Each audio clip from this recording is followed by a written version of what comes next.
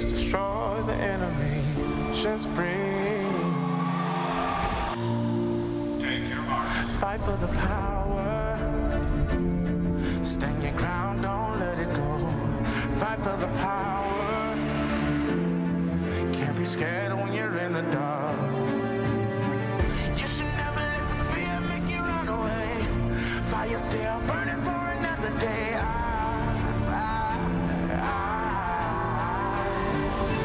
Fight for the power.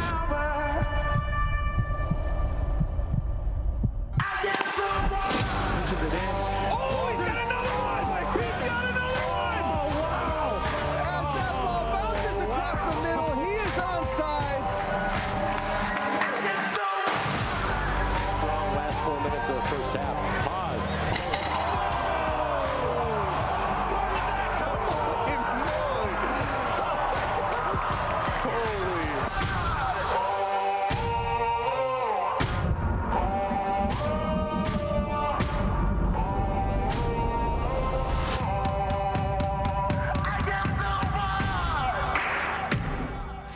Let's go. Hey, when we get the ball back, punish them.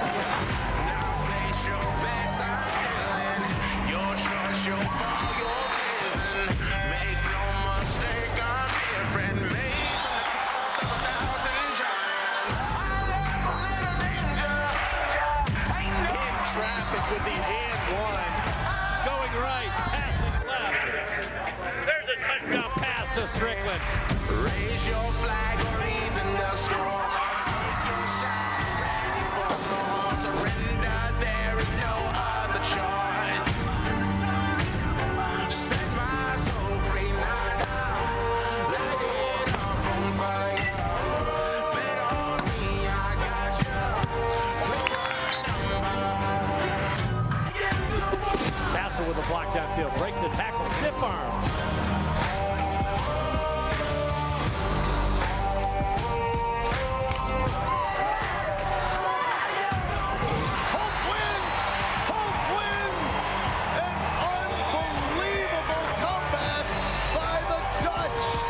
Turns that charm off. 1 second.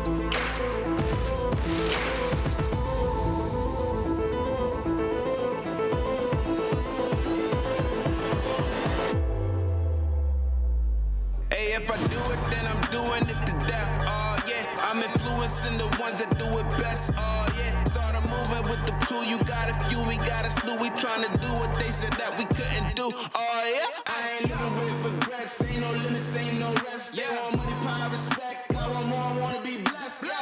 We want the legacy. We got the hope and we bringing the remedy. Working it steadily. We want the glory. We want the blessing. If I do it, I'ma do it for the glory.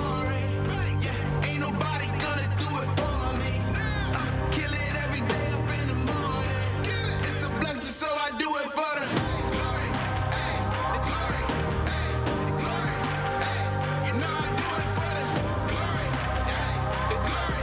Hey, hey, when I do it, yeah, I do it for the glory. For the real, I know how they used to feel. Now I'm here up in the field, making these moves, making these deals. I make something out of nothing.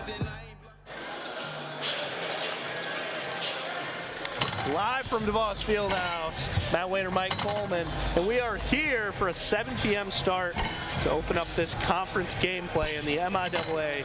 Hope College here hosting the Trine Thunder. And Mike, no place I'd rather be than here with you on this call. And as we start MIAA play, a lot that we can talk about here in the pregame. You and I have been able to watch this Hope team quite a bit. And starting things off here, Mike, glad to be here. Good to be with you too, Matthew. And you know, you start the grind of the MIAA season. You've got Wednesday and Saturday games for the next 7 weeks. And this is a tough one because we've got Trine here at home, and Trine's favored second in the MIAA. Then you got Olivet on Saturday, and that's a team that's going to be a disruptor this year. But first of all, you've got to figure out the Trine Thunder, a team that Hope has not been able to figure out during the regular season. They've gone 1-5 in the last 3 years against this Thunder squad. But you know when they have figured them out? In the MIAA yes, tournament. They have. Last season, Hope College, 2-1 on the season. They were 1-1 in the regular season, and then able to win 64-62 in the semifinal in the MIAA tournament. And Mike, a great game that was. I believe you were on the call for the van that time as well, and then Hope, of course, losing the championship to Calvin right after that. But little different Trine Thunder team. New coach, couple of new top scorers, and so as we look over to them, you know, a shout out Coach Brooks Miller over now at Central Michigan as the associate head coach. That's right. Replaced by John Vanderwall here with a long tenure at Marietta. Yeah, he's been great. Coach Vanderwall, just one of those guys, has always been a perennial winner. He was 341 and 150 in his 18 years at Marietta, and he comes over. He has 7 transfer players that he has accumulated, 2 from Marietta, and you'll hear their names a lot tonight. Jalen Bradshaw and Danny Flood are the straw that stirs the drink for this squad. They both average 14.5 points a game for Vanderwall, and that's just a sign of the times in basketball. A lot of transfers, and Division III basketball no different. Yeah, we've seen that really at every level, like you said, and Vanderwall 6-3 all-time against MIAA teams, 14-9 in the NCAA tournament, 8 Ohio Valley or OAC championships, 5 tournament titles for the OAC, 9 appearances in the NCAA tournament. He's got a fantastic resume, and it's a really good fit. So happy for Brooks Miller over there at Central Michigan, and happy for Vanderwall as he brings his 2 best players, Flood and Bradshaw. And you know, the third, I mean, think about those 2 and the scoring prowess they had in the OAC last year, and you add in Nate Tucker, who has been, as Mike Coleman calls him, the Hope Killer. He's the Hope Killer. I remember Nate Tucker, the senior now. He was a sophomore, scored 22. It was the first time he was in double figures in his career. But you know, that shows you how good Trine is. Nate Tucker averaged 15 points a game last year. His minutes are down. His points are cut in half, and this Trine still rolls. They're 8-3 as they come into this game. 4 straight wins. He hasn't shot it super well from three-point range, just 18% so far this year on 27 attempts. But he's the kind of guy that he can get hot at any point, and he is more than comfortable in DeVos Fieldhouse, as we know from the past. He is, and hopefully he'll have a quiet night if you're a Hope fan. If you're a Trine fan, welcome, by the way. But, you know, Trine, and we'll finish up here quickly, but Trine's an anomaly.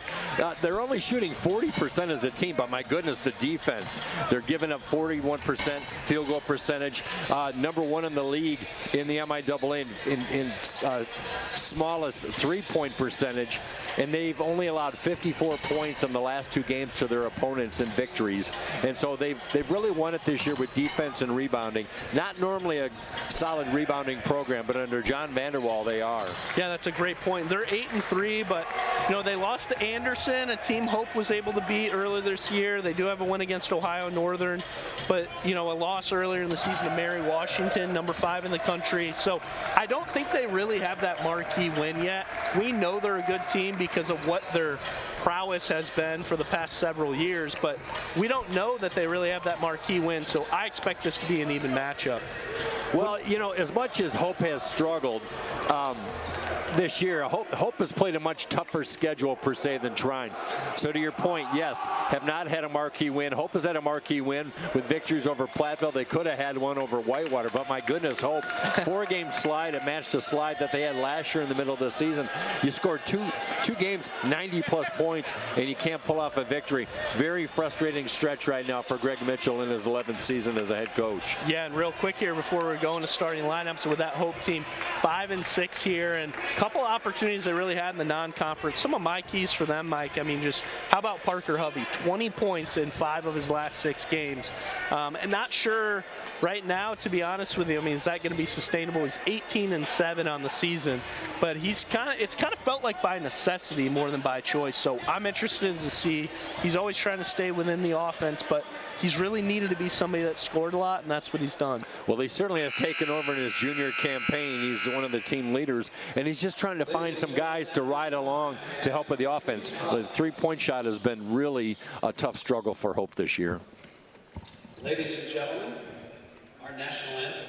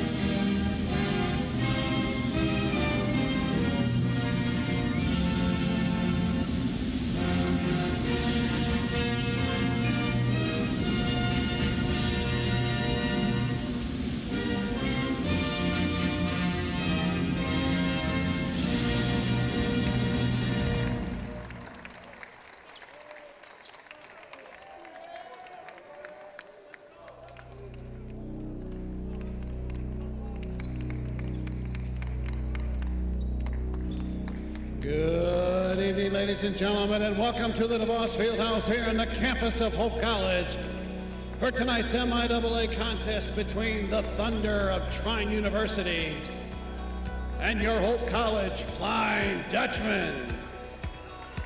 Here tonight's starting lineups. First for the Thunder at 1 forward, a 6'5" senior from Marshall, number 5, Nate Tucker. And at 1 forward for the Flying Dutchman, a 6'2" senior from Rochester Hills, number 10, Justice Mims. At 1 forward for the Thunder, a 6'4" senior from Blanchester, Ohio, number 24, Jaden Bradshaw. And at 1 forward for the Flying Dutchman, a 6'5" junior from Shelby, number 24, Parker Hovey.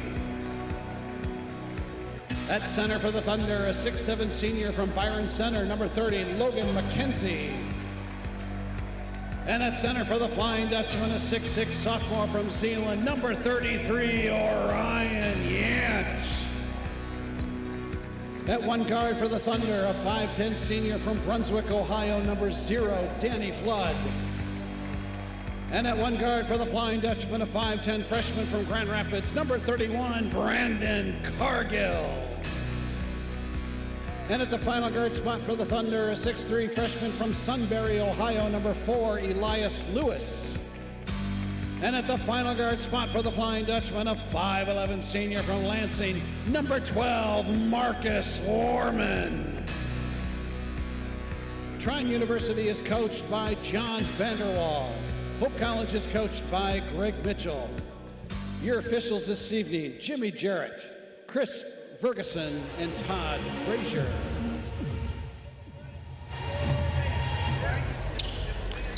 Back here at DeVos for this tip-off. We start up MIAA season, and everyone is kind of one that matters here, Mike. The 5-6 Hope College going to be taking on 8-3 Trine here, and from the tip, I'm expecting Hope to defensively engage more than Trine's seen so far. I mean, you see Tucker out there, Bradshaw, Flood. That's going to be where a lot of that scoring's coming. But hey, there's Logan McKenzie. We've seen his name. We've called his name for 2 years as well. Sure have. He's a product out of Byron Center just down the road, and he's had a season where he has taken over as one of the leaders. He comes in 9 points and 7 rebounds. He's solid. Not as big of a team team as in the last couple of years. Trine's more a perimeter, but they certainly can beat you in a lot of ways. Missing one of my favorite players, yes. Emmanuel Menanglo, last year all MIAA. He was a monster. Two-time MIAA defensive MVP is Trine in their road dark blues with the gold and the white. We'll start. They've got four seniors surrounded by a D2 transfer freshman as their starters, and the first basket belongs to the Thunder. And how about Nate Tucker to start things off, just like last year? Hope killer. Have you noticed the double entendre in that? 2-0. Both teams not great shooting this year. Trine at 40%. That's the last in the MIAA, but Orion Yan's done his job. How about the little baby hook by the sophomore? Yeah, last 3 games, 27 points, 23 rebounds over the last 3. If there's an and one there by Bradshaw. Yeah, Bradshaw is a beast. He comes over. I don't know why it wasn't all conference OAC last year, but strong move by the senior. And a find that was really beneficial for Trine as Vanderbilt, the coach from Marietta, came over. Hope's going to have a struggle bus trying to handle him tonight. Bradshaw's 13.5 a game, and you feel every bit of him that he's really good at getting to the bucket. He's really good at getting to the line. I mean, it's a drive-first kind of player. You know, I'm excited to see him tonight, but also throughout the entirety of the Trine season, as he's likely an all MIAA type player. Oh, absolutely. Parker with an awkward angle, but Parker doing his job with the rotation, good spin move. And you talked about Hovey, as that's a Trine foul, how he's just been on fire. 20 plus in 5 of the last 6. We had players such as Evan Thomas and Big Gabe last year, and I'd be hard pressed to see if they had a stretch like that in their career. Maybe Evan. Yeah, no kidding. I mean, 28 in 5 of the last 6, and like I said in the pregame, I mean, it's felt like by necessity, not by choice. It's not that he's really forcing that much. It's just kind of felt like, hey, we're in a scoring drought. We're shooting 25% from 3.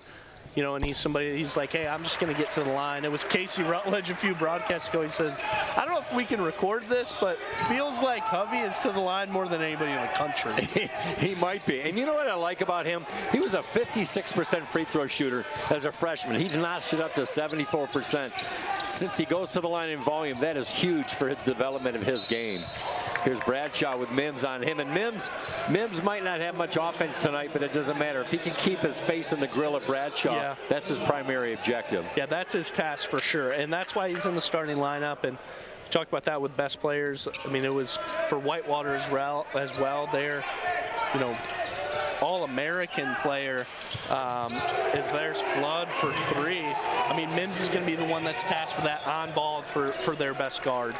Speaking of Danny Flood, who just sunk that 3, he had a 10 3-point field goal make in 16 attempts this year. Just incredible against Anderson as he scored 32 points in that game. Parker on his backside couldn't get the long ball to drop. Quickly come the Thunder. They shoot a lot of 3s, average 29.5 per game. Flood, Cox releases and dribbles one down. You got to get a hand in his face. He's just too accurate. That's a really quick release as Trine just darts out to an 11-4 lead here on the road. Nice pass from Yant to Hovey. Double clutch. Hovey just leveled, no call. Hope fans not too happy. Bradshaw, one part of his game that he does not excel at is the 3-point shot. Just has not been able to find the range, only 27%. Yeah, but Flood's going to make up for that, and so is Cade Brenner coming off the bench. Flood 38% this year, Brenner 41% from 3. This is a team that they are going to shoot it. Yant out, Charles Howell, the sophomore out of Cadillac for Hope, comes in. How about Drew Panning? He's a transfer from Heidelberg. He averages 7 rebounds a game, and he had a career high 17 points against his old team Heidelberg a couple weeks ago. Hovey with the drive. How many guys in a row have gone down for Hope on the court? Well, I think it's Hovey every time. Well, Warman decided he needed to go down one time, but my goodness. Well, you were the one that said, I mean, Hovey just about make best friends with the wood. Yeah, he could get a home flooring endorsement. Hubby at the line. In the NIL day, in the NIL days when he hits the first. And Mike, I think that's going to be the issue here for Hope here today, is Trine wants to get the ball out, and they're going to shoot early shot clock, middle of the shot clock. As you saw, both Bradshaw and Flood, they are green light type shooters. They are green light. We talked about they lead the league in 3-point attempts, 3 points made, and they're averaging 75 points a game. They can fill it. Panning trying to create a high screen for Flood as he backs up Mims, or checked out Warman on him. We played almost 3 minutes, 11-6, Trine with the lead. Hope with the man-to-man defense. Down low, Tucker intercepted, throws it away. Hope on the move. Warman, Euro, up on the hand. He lost the handle, got it back. In the land of the Giants, a putback rejected. Loose ball. I think Lewis got a handle on that rejection by Warman, and a good timeout by Danny Flood. And Trine's going to talk things over with 16:53 in the first. Yeah, I mean, really right now, as you see Coach Mitchell talking to his team, Hope just getting a little bit out-hustled on some of those possessions. Love Warman able to get that ball there off of creating that from the turnover. That's something that I think Hope can maximize more this game, is being able to get points off turnovers. They've been a team that's been able to do it pretty well throughout this year, and if they can maximize that, I think it's going to be huge for them. This year, 17 points off turnovers a game. That's pretty good for a D3 team. Absolutely true. And when you have a team like Hope who has struggled all year shooting, you got to win the rebounding battle. You can't turn the ball over. You got to make, like you said, you have to take advantage of the opponent's turnovers, and you have to make free throws. You have to do all those little things to eke out a win, because it's going to be a challenge for Hope this year. And that's the sophomore I was just talking about. That's Cade Brenner checking in right now. He's 41% from 3, and it's not all he can do. He's definitely up the 3 and D type mold, but look for him to try to get open off a high ball screen. Coming off a career high 19 in the last game against Wabash, as Trine won 63-54. Wabash, I know all about Wabash in my Indiana history. Indiana lad, right to my right. Big rival of DePaul University. Is that right? Yeah. Missed by Tucker. Wabash all boys school as well. Warman, Howell, finish. Check that, Mims with the feed.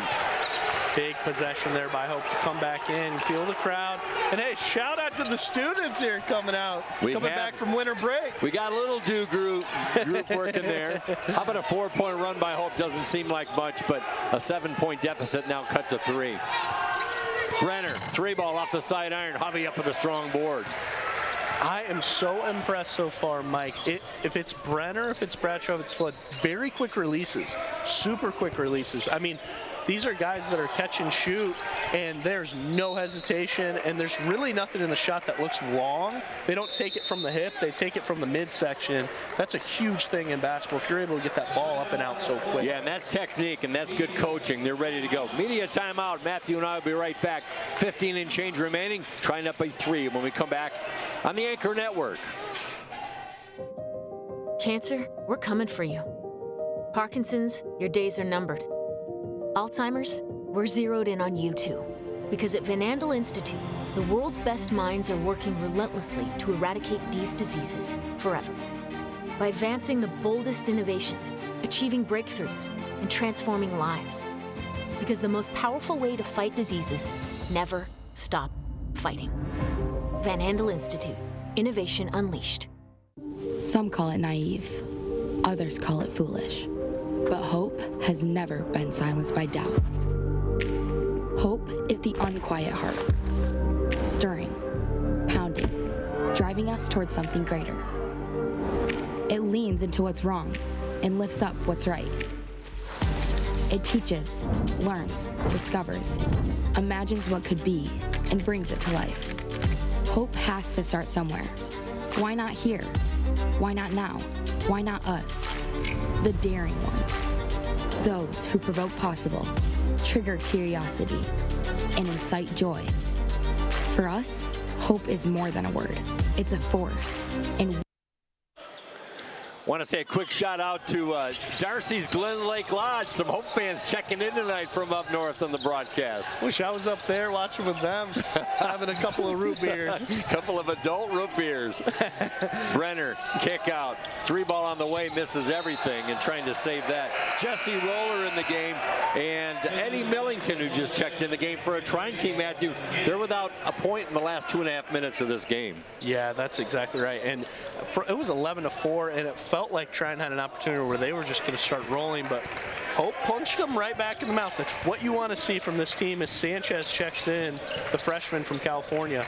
Oh, and that looks like Bishop as well. Yep, Carter Bishop, 3-point shooter to the tune of 41% last year. Cargill, no look as they work the perimeter. Yant back in. Yeah! Slam! Authoritative jam with authority. Can't say enough about Yant. The way he has stepped up in the absence of Kyle Block, still out with that ankle injury. Cannot say enough about what he's been able to do for this team as a starter. Agreed, and I'm glad you brought that up as the ball out of bounds. Kyle Block, he's missed the last 2 games, but he really only played 3 minutes against Whitewater, so he's missed 3 games, and they need that big presence because Hope does not go vertical as far as the roster goes. Yeah, and it's something you and I have kind of watched with him. It has a little bit of that Hovey mental makeup. He really wants to be a Bulldog. He wants to fight. He wants to battle.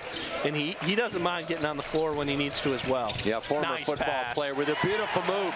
Sophomore to freshman. And that's Hope's bread and butter. If they can find it down low, Sanchez with easy deuce. And that's Hope College first lead of the game. To the tune of an 8-point run. They were down 11-4 in danger of being blown out. Now McKenzie goes up strong off the window, and that's a senior move as a Byron Center Bulldog slaps it off the glass for 2, breaks the run. Howell topside. Would like to see his offense get going.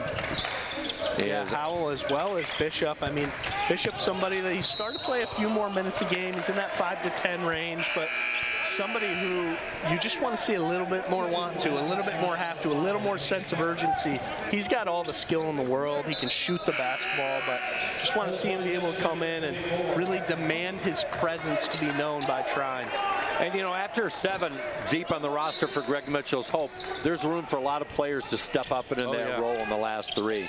Hovey back in, Howell out. Yeah, going off. I mean, that's Cargill, Hovey, and Werman are 28-plus minutes a game. Everybody else is in that 20 range, so plenty of room for another guy to come in and be 25-plus. Yant with great footwork. He went right, swung left. And I think for Ryan Yant, Matthew, this is a young man who didn't play a lot of ball last year. The more games he gets involved with, you're going to see some big production from Ryan Yant. And as a former football player, he's given away a few inches to McKenzie, but he can be just as physical as anything that Trine can throw at them. I know, and that's just what I love about him. I love the way that he's able to come in. I mean, I was thinking about him the other day. It's like if you have a team that's got a little bit more, you know, senior leadership, a little bit more all MIAA talent in this Hope team, he is a perfect 6th-man Energizer bunny. Absolutely. But for Hope right now, he's done a great job in that starting role. Hope has hit their last 4 shots, make it their last 5. Hovey with 6 points and a lovely dish down low. And Hope playing with some energy. Diving effort by Jared Rigg out of Arlington Heights, Illinois. And that's a fired-up Hope bench. That's what you need from Rigg and Sanchez. And dude, Sanchez is just growing up before our very eyes. I mean, as a freshman, you can see the skill set from the first few games, but now it's confidence. Now it's like, I think I belong here, and I'm not afraid to guard their best player. I'm not afraid to take a big 3. And absolutely true as that ball sails out of the gymnasium for a Trine team that throws it away 12 times a game. That's second best. 2 teams, Matthew, that don't really turn the ball over a lot, which is nice. They play crisp basketball. No, it is, and that's kind of been the Coach Mitchell and the Hope College recipe for success is a race to 70. It's we trust our defense. I mean, he has done such a fantastic job defensively with engagement with these teams, and a huge credit to them. They play their best in February. So even if you took your licks in the non-conference at 5 and 6, I mean, expect them to be playing their best defense. Come on, Bishop. Ooh. Had a good look, good arc, couldn't get it go, but a nice delivery. Is that one out of bounds? And that's going the other way, much to the displeasure of 1,000 plus here at DeVos.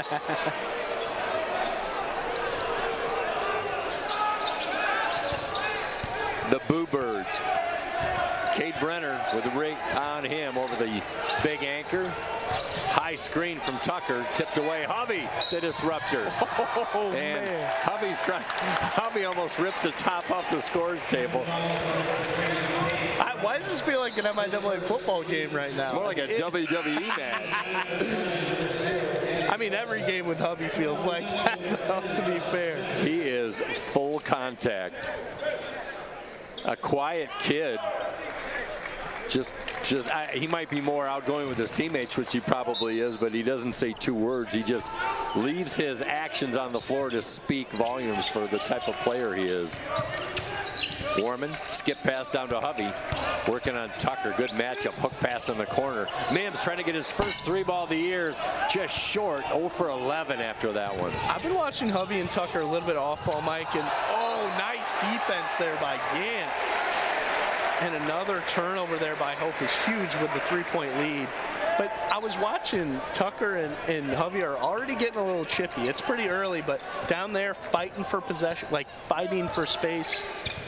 Down on the block. I mean, I could see that being a matchup to watch. And both will give no quarter, that's for sure. Hovey throws it away in traffic. Good hands by Lewis.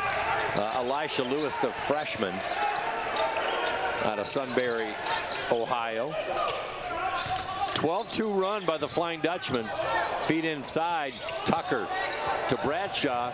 Boy, camping out in the lane. He gets it too strong. No good. Weak side rebound by Mims. Good defense by Hope. And the Dutchman on the run.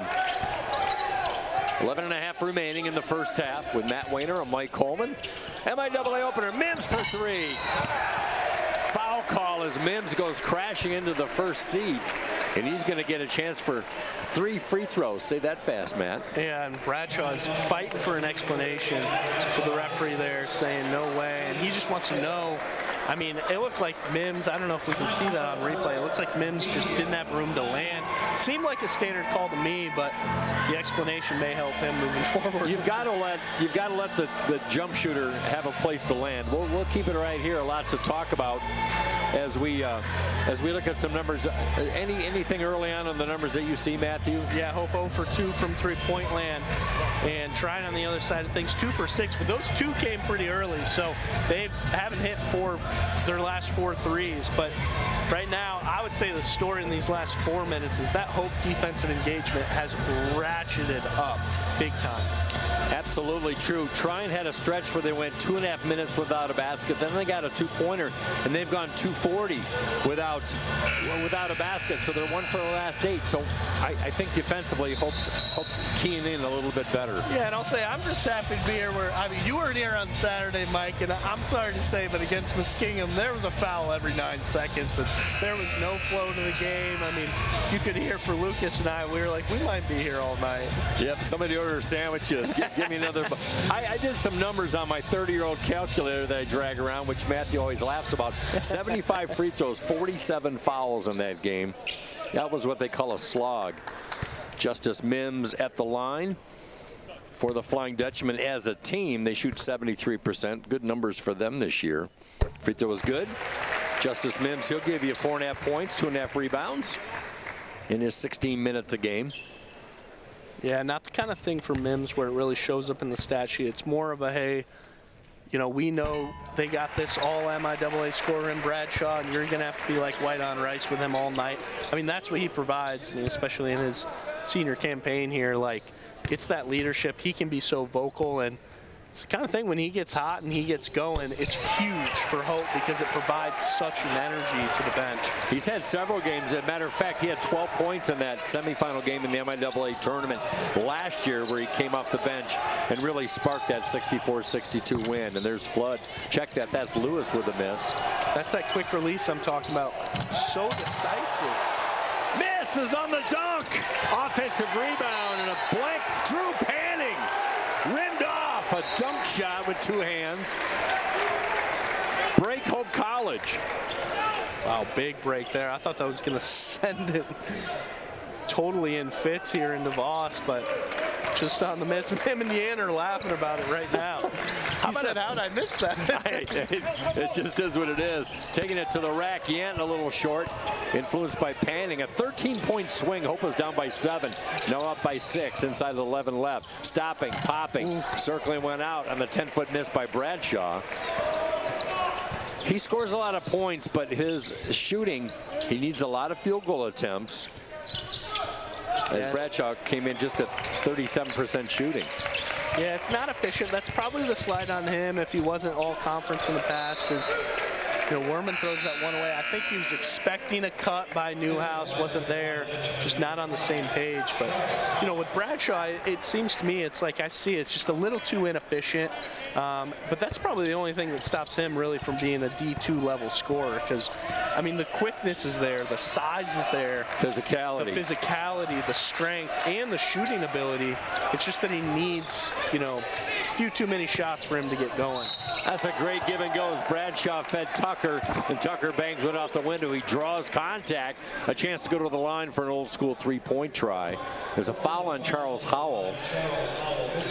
First for the sophomore, and that will send Tucker to the line. Nate Tucker, the senior out of Marshall, Michigan. You always get these guys that have played ball on close to the border of Michigan, and they'll go to Indiana or Ohio sometimes instead of going to Michigan school. You do your Michigan geography for me. That's south of Kalamazoo or east of Kalamazoo? It is east of Kalamazoo, okay. Kind of by Albion, if you know where Albion is, by Jackson. Okay. There we go. Is that considered downstate? I would say it's south central for sure, as the basket makes it a 1-point lead for Hope. It's downstate central. If it's your first time with us, Mike's always got to do his Michigan geography. And maybe I'll get some of these Trine and Angola players I can tell you about northern Indiana. I might try to quiz you as we move along in this broadcast. As Hovey back in, Howell back out, Werman gets a breather, and Justice Mims back. Check that, Brendan Cargill. And Matthew, Brendan Cargill, who's having a fine season in his freshman campaign, yet to score a basket tonight. I can't say. I was able to talk to alumni and JV basketball coach Tyler George yesterday about Cargill, and he's like, dude, I've been watching him play basketball a long time, and he's like, he is so tough for his size. And he's like, I can't say enough about how well he can impact a basketball game without the ball in his hands, and a credit to him, and a thanks, you know, shout out to Tyler on the analysis off broadcast. You got to talk to those guys. They know what they're talking about. You know, Cargill reminds me, I'm going to go back a little, of Alex Edson back in the day. That might be before your time. Ben Gardner, they were just two scrappy guards in Greg Mitchell's first couple of years. I can't believe Mitchell's been here 11 years now. Mims! You don't can't have to get it to drop. Gardner, he grew up, he was a Carmel guy. That's right. Yep. You're probably just a young lad, you know, outgrowing your genes because you had a growth spurt, and you're watching Ben Gardner in high school. Ben Gardner, he's only a couple years older than me. I was pretty good friends with his brother, but that's awesome. Gardner, state record, broke Greg Oden's record, most points scored in a state championship game with 31. Is that right? 2011. That's a great 2012, poll. yeah. Greg Oden went to Ohio State, right? Ohio State was Lawrence North grad. Lawrence. One of the best AAU teams assembled him, Eric Gordon, and Mike Conley. Oh, my goodness. Josh McRoberts and Daquan Cook all on the same. It was a... Hey, I could go forever. We need to stop. That east side of Greater Indy had has some great basketball teams. Still does. Justice Mims drops down a pair. I don't think that's what the fans signed up for, though. No, 4 points for Justice Mims. We got to try and stick to the task. But after an 11-4 deficit, Hope has battled back to take the lead inside 9 minutes remaining. First of 2 this year. And a little tic-tac foul, a push-off by Brendan Cargill. Greg Mitchell, hands on hips off to our right. John Vanderwall, in his first year at Trine, is animated, to say the least. Yeah, he is. And he's demanding a lot from his team and just kind of getting on page with Nate Tucker. Can't speak to what that has been, but I can imagine with coaching changes, it takes a little bit to get used to a new coach. And absolutely. You know, for him being somebody that's played in Brooks Miller's offense for his whole career, I'm sure that takes a little bit of time to make sure you're on the same page with your coach. I was talking with Marcus Bolt, former Calvin player, graduated a couple years ago, and he was talking about Bill Saul, how that coach compared to his high school coach as a 3-ball down by Tucker. And he was just talking about how it took him a while to adjust himself to Bill Saul, because Saul is very intense. A lot of guys washed out. Hovey trying to respond with the razzle and the dazzle. Fills it off the glass. Good response basket. Bradshaw had 3 in the queue, but Simon Newhouse, the junior out of East Grand Rapids, who plays some solid D, comes out. Now Lewis in the backcourt, the D2 transfer. Corner, pocket, Flood. Too deep, good tip out, Matt. That's great defense. That's great offense to keep it in action. Yeah, big offensive board by Trine, but a shout out here to Simon Newhouse in transition on that play. He went on ball, took out, made Bradshaw make one step and pass, and then he called for that switchback with Mims. I mean, that's really heady stuff by him. It is, and too bad Newhouse was help side defense on that last basket. Panning up the offensive rebound, was able to respond. Avery Sanchez, the newbie, responds with a 3 of his own. That's what I'm talking about with Sanchez. It's these unafraid shots for a freshman. I mean, it's the scoring ability, but it's some of that clutch factor. Just be unafraid to take a contested 3 with 21 seconds left on the shot clock. That's awesome. Line drive, 2-ball, no good. Newhouse rebound. Sam Hargraves, head coach of Olivet, was here last week in the Classic. I had a minute with him. He says, look, there's only 10% of the guys that are going to be clutch and want that clutch shot. And I think Avery Sanchez is one of those guys. Cargill, 3-ball on the way. No good as he goes sprawling. It's a good acting job by Cargill. And the Oscar goes to the freshman Cargill. Timeout on the court. Matthew and I are going to take a sip of joie de vivre. We'll be back. Hope with a 3-point lead on the Anchor Network. Gentex is a tech company supplying electro-optical products to the global automotive, aerospace, and fire protection industries. With focused competencies in design, vision, displays, software, and more, we're always looking for engineering talent. For our direct hire hourly production positions, we run open interviews Monday through Friday from 8 to 5 at our 58 East Riley facility in Zeeland. And our facilities, benefits, and culture are everything you'd expect from a world-class employer. Now's the time to join Team Gentex. If I do it, I'ma do it for the glory. Yeah, ain't nobody gonna do it for me. I kill it every day up in the morning. It's a blessing, so I do it for the glory. The glory, the glory. You know I do it for the glory. The glory, when I do it, yeah, I do it for the glory.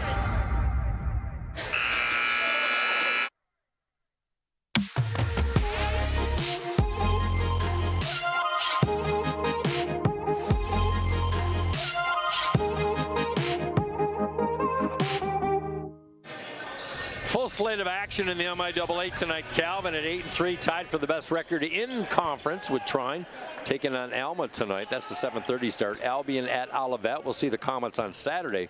And Kalamazoo at Adrian. Those are 7 o'clock starts. Is Brendan Cargill at the line? Nothing but the swish of the net. Hey, and I got one for you. How about just like that? Hope now 10 for 10 from the free throw line. We got 7:05 to play until halftime. They've been able to make their way to the stripe. It's nice. We talked about that. You've got to do the little things to win this game as they extend the lead to 5. As Trine with 7 fouls puts Hope in the bonus situation. Opening night of MIAA play, first of 14 conference games, as Carter Bishop back in. Brendan Cargill does his job. 3 straight free throws, and he checks out with his first points of the game. 3 points the old-fashioned way, like when you played when there was no three-point line, right, Mike? There was no. We had a jump ball after every made basket. That's how basketball started. They had a jump ball after every made basket. No, we had no 3-point line. That's how my dad always talks about. He's like, "There's no 3-point line." Like, what is this? We wore some very uncomfortable shorts too. I'm not going to lie to you. And nice. Those playing PF Flyers, I can't imagine how those felt on their feet. Pretty much. Well, we had Air Jordans and Nikes and such. Yant inside. Good move. Spin move on Millington. Good matchup down there, and Hope responds. Every time Trine gets a basket, Hope has been able to come back. Really want to see something here from Bishop. He's taking on Bradshaw. just love to see him attack. Good box out, and a nice three there by Elisha Jones. Yeah, Elisha Jones, not a big-time scorer, just 3 points a game, but he showed a feathery touch from the baseline. Cuts the lead in half. Bishop wants Yant down low. He's got Millington in front of him. No look, Javi. Down to Yant, plenty to shoot. Kick out, Sanchez, triple try, rims out, offensive board, Yant. Eyes up, young man. Yant had 12 rebounds a couple games ago, a career high, 8 in his last game. No look down low. Parker gets it back. Contact, no. As Parker couldn't hit it. But how about that passing sequence? Wow. Yeah. That was Hovey to Rig and Rig back to Hovey. I mean, it felt like centimeters away from being stolen at times. Because it was. You know, we talk about Hovey with his scoring ability and stuff, but he's one of the best passers on this team. His peripheral vision is amazing. With 5:42 left, looks like Lewis is going to try and come back in. You know, and Mike, I look at this Trine roster as I was doing research and looking at the ways, you know, how some of these players have played throughout their career. This is standard now transfer portal type roster. You got half your Ohio guys, you got half your Marietta guys, and you got half Trine guys. And I think about the continuity that would be hard to be able to create, but also some of the best teams, they're able to do that so swimmingly. And how can they respect each other, understand each other, build relationships with the coaching staff as well as the players with that trust. But it's a totally different world than, hey, I'm playing 4 years. It's, hey, if things don't go well, I have a chance to move on. That's a great point, because with 7 players in the transfer portal, good defense by Hope, and they come away with it. They went 4-3 in their first 7 games, and they figured some things out. The defense shored up, and I think it takes a while to gel, to your point. Contact. It's going to go against Hovey as they're both scrambling. He and Cade Brenner were scrambling for the loose pill. That's going to be on Parker. Just Parker's first. Parker's got 9 here so far, halfway to his average. Looking at the foul situation, nobody with more than 1 foul for Hope. 2 fouls for Jalen Bradshaw, something to keep our eye on, as Bradshaw on the bench. Just over 5 left. Spread out. I'm expecting Brenner coming off a ball screen for something if they can do it. Turnaround. Tucker, no good. Going down hard. Oh, they're going to call it on Parker. My goodness. And that's his second. They got to send Yant to take Parker out. Yep. You can hear the Bluebirds. And you know, you got 2 guys battling for the rebound. And Greg Mitchell, not so much on the first foul by Parker, but wants more of an explanation on this one. Yeah, Parker not happy about that, and rightfully so. I mean, Jones kind of came out of nowhere and just kind of jumped on his back. I know not one way we can see again, but Parker was in position. He was just trying to get, what are they calling here? Maybe a payback foul as Logan McKenzie with the push-off. And for McKenzie, that'll be his second. Check that. But by the way, complete side note, Marcus Bold just happened to be listening in, and he heard his shout out from Calvin. So we're showing the Calvin Easton some love on the Hope Network. Into this game now is Paxton Crane, the freshman out of Fort Wayne, Indiana, out of Carroll High School. Some height in that roster for John Vanderwall. He's got 3 players at over 6'7". As Yant on the miss, Hope up by 4 at the 5-minute mark. Carroll High School is one of the bigger high schools of Fort Wayne, kind of a powerhouse, rival with Homestead as well. Homestead, Teddy Ray's high school. And Chris Ray. Yep. Yeah, Marcus was telling me that he coaches with Chris Ray on the Forest Hill Central teams. Right elbow, Tucker skirts out. Offensive rebound, Crane in traffic. He's got to get out of the lane. Kick back to Tucker, and Tucker from 15. Second chance point by Trine, taking advantage. Now a 2-point lead for Hope. Tucker in double digits now, and it seemed pretty easy. It's just something he does really well. I mean, in this offense especially, it's nice pass down to Howell, but something Tucker's able to do is Howell gets the tough bucket to go. Tucker just fights for buckets. He gets a lot of really good spacing, and Trine, I got to give a lot of credit to them right now. I mean, they're moving the ball around well, but they all slash and cut well. There's Jones creating his own shot. Yeah, and to your point, you're right. Jones, the sophomore out of South Lebanon, Ohio, Little Miami High School. was able to connect for his first point.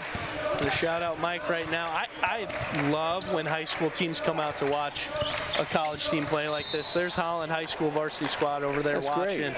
I love that. I mean, you get to be with your friends, but you also get to watch a college level gameplay. There's really nothing better you could be doing on a Wednesday night. And you know, let's keep it right here. And visions of some kids across the way, you know, want to try to take it to the next level, and maybe getting some inspiration as we have a time on the court with 3:49 left. So good to see, and I'm glad you brought that up. I could see that there. You know, I coach baseball, maybe we'll work with a lot of high school players, and when you expose them to the college game, you know, for these guys, they get to see what does that preparation look like? What does it look like in a timeout? What does it look like in the middle of a game? And right now they can see that. I mean, able to see like what are the adjustments teams are able to make, and what's demanded of you as a player to be able to make an adjustment mid-game that might look different than high school. In high school, a lot of times it's, hey, I'm the best player on the court. I can get to 20 really easily. College, that's no longer the case. Yeah, you're playing alongside 6 or 7 guys that averaged 18 to 20 points a game, and that's the next level. I tell you, doesn't matter if it's D1 or D3, you need talent to play at all 3 of those levels, that's for sure. Well, looking at some numbers, Hope shooting after a 1-for-4 start, they have gone 9 for their last 15. They're now at 53%. And what I like, Matthew, is Hope has not relied on the three-point shot at all. Just 4 three-point attempts in this game. They only average 14 a game from 3. I think that's good for them. I mean, they've been floating around 26% from 3 for the last several games, and not something that they do well. At this point in the season, you kind of got to lick your wounds a little bit and say this is something we can keep developing, but it can't be something we rely on. And you were talking about earlier in the season as Yant hits both. I mean, Hope being a team that when they're getting more in the 25 to 30 threes a game range, it really doesn't go well. No, it's not a good equation for them for sure. How about Orion Yant with 10 points? Second time he's been in double figures. 2 points off his career high, and a funky angle by Tucker got it to slide off the window. That was a great play. Hope just clinging to that 2-point lead. They've been trading baskets. 2-foot plant. Yant in trouble, trying to go up with an awkward shot. Good defense down low by Paxton Crane. Out of bounds. It'll stay with Hope with a fresh shot clock. Don't mind the take by Yant, but kind of love that defense from Crane, just keeping his body in front, especially in a game where a lot of those calls on the body have been called so far. So for him to be able to stay grounded at his height is pretty impressive. Yeah, the freshman just had his hands straight up in the air. You are instructed to do that underneath. But you know, Hope's both these teams have 16 points in the paint, but I've been impressed with Hope. Well, without the reliance on the 3-ball, they've been able to keep it down in the lane, getting some good shots. Warman with a turnaround, misses the puppy from 3. Did everything to knock it down.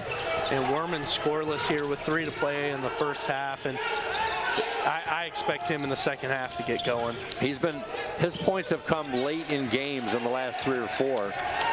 Cargill in the game, working on Tucker. Tucker with a couple inches advantage inside feed. Tucker now switched up by Yant. Turnaround's good. Little flip shot. That's a senior move. I love that. I love that from Tucker. And to your point about Werman, I mean, it was the Wheaton game that we called where he hit that game winner. 18 second half points in that one.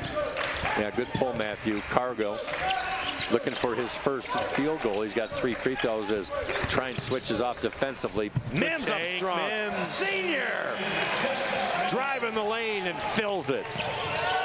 Breaks the tie ball game.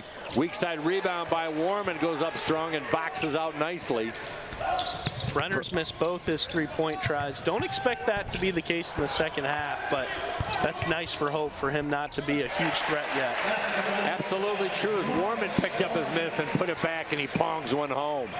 4-point run for the Dutchman. Inside 2 minutes remaining, and a reach over foul. Orion Yant trying to battle Crane. Not a bad foul. He tried to poke it away as Simon Newhouse looks to check in for Hope, and Avery Sanchez at the 150 mark. It's back and forth, Mike, and if you look at the split box right now, I mean, it's all but even. 33 possessions, 33, and these teams, 20 points in the paint for Hope, 18 for Trine. I mean, this is neck and neck here in the first half. And they're winning it downstairs, as they call it, in the key, in the lane, whatever you want to call it. I like how Hope has weathered a 4 for 5 field goal stretch by Hope. by Trine and still maintain a lead. Neil Imey, the junior out of Maple City, Michigan. By the way, our shout out earlier to Darcy's Glen Lake Lodge is right down the street from Maple City. You can't make that stuff up. I saw the players up in Glen Arbor this summer. They had the sweatshirts on. It's like, what are all those tall guys doing there? Then my wife realized, Tam realized that it was the team. Yeah, I saw that same weekend when That's right. when I was texting you and I was in Glen Arbor and we ran into him at the Cherry Republic. Oh, getting some ice cream? Yeah. Some yums? Mims working magic down low, reverse layup, count it! Mims hits the deck, but what a great move. Kick out, corner. Lewis trying to respond, and my goodness. Wow. Rainbow triple in the corner makes it a 1-point Hope lead. Big shot there for Lewis to answer. Mims on the other end was great too. Cargill just off the mark. Great move. He did the double clutch, flood down low, and he beats his man as he's past Imey. Timeout, and Trine, after being down by 6 early, after leading by 7 earlier, takes a 1-point lead, their first lead in a while. And now where Hope is great, Mike. I mean, they're in transition when Trine's able to get a little bit more rhythm in the way that they're playing offense and they're taking shots within the first 10 seconds of the shot clock. They look like the Indiana Pacers of last year. I mean, and that's not good for Hope because that's how they can go on 4-point, 6-point, 8-point runs. Yeah, and you want to try and stem that as much as possible. To show you the speed that Trine likes to play, they have 7 more field goal attempts in this game than the Flying Dutchmen do. And you got to try and limit that, try and work that shot clock down as much as possible. Coming up at halftime, we'll have some updated scores. We talked about who's playing who. Calvin playing at home tonight. We'll see Olivet Saturday. Olivet at home tonight, taking on Albion. Albion, a good team, bringing back a lot of players at 7-4. As we look at the standings, Hope in 4th place currently at 5-6, which really means nothing because conference play starts tonight.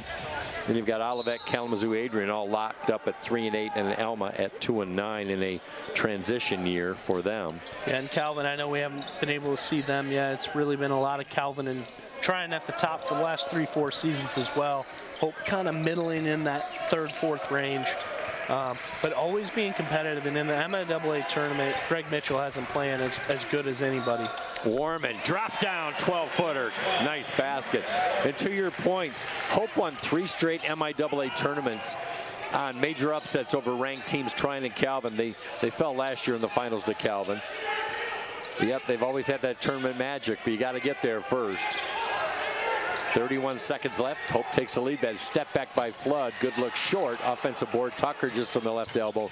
And you got to get a hand in his face. 16 first-half points for him. I'm telling you, Hope Killer. The Hope Killer. The Hope Killer. He can take that home. He can tell his parents. They can put that on a T-shirt if they want. I don't need any branding recognition. I don't either. In fact, if Nate's parents are listening, be my guest. It's not bragging if it's true, is what they call that. What a high-scoring game. Warman trying to respond for his second basket. The membership bounce. Crawls over the front of the rim. Heave at the buzzer at halftime off the front rim. Flood almost drains it from 45. And we saw that in the Muskingum Olivet game last weekend as the freshman for Olivet drained a half-court shot. But my goodness, 46-45, Hope takes a lead into intermission. What a first half, Mike. And like we were just talking about a couple minutes ago, I mean, they look like mirrors of each other in the box score. But what we see on the court right now is a Hope team 15 of 17 from the line. They've been able to get to the line super well and make those opportunities. They're not making a lot of mistakes. It's just Trine is an offensive team that they're taking a lot of shots and they're pushing the tempo on Hope. But hey, I mean, right now this is a high-level basketball game. Agreed. I like the fact that Hope is shooting 64% in the two-point field goal tries. A lot of inside baskets by Trine, my goodness. Trine has 11 baskets in the first half in the key, and Hope has 9. So it's been an inside game for sure. Before we separate and take a break, how about the shooting by both teams? Hope at 54%, Trine at 51%. and that's Nate Tucker leading all scorers with 16 on 11 shots. He's been awesome so far for Hope. It's Yant has 10, but you add in Mims with 9, Hovey with 9, and Mims, when he's getting going, like we said, I mean, that is a huge recipe for a win for the Dutch if you see Mims getting going. And he might be the X factor tonight. Good point, Matthew. Well, we're going to take a break. We'll be back. A couple of minutes remaining in this halftime intermission. 46-45 as Trine had the early lead by 7. Hope came storming back to make it a ball game. You're watching and listening to Hope Basketball on the Anchor Network. Very excited about this building, and the big reason why is the opportunity it's going to bring. Growth in class sizes, classes offered, more opportunity for alumni to come into the department and have a space to talk with us. What excites me most is the opportunity to connect between students, freshmen and sophomores, being able to connect with upperclassmen right out of the get-go. It's also going to allow students to feel connected to a building. I feel like it's going to provide like a sense of this is where I study, this is where I am talking to alumni, talking to professionals, talking to accountants. This is the place where it all happens. I feel like this space will allow students to get creative and coming up with new ideas, not only in group settings with professors and collaborating in the classroom, but also in the shared workspaces that the building has to offer, and to come up with ideas that not only better the community, but could better society at large.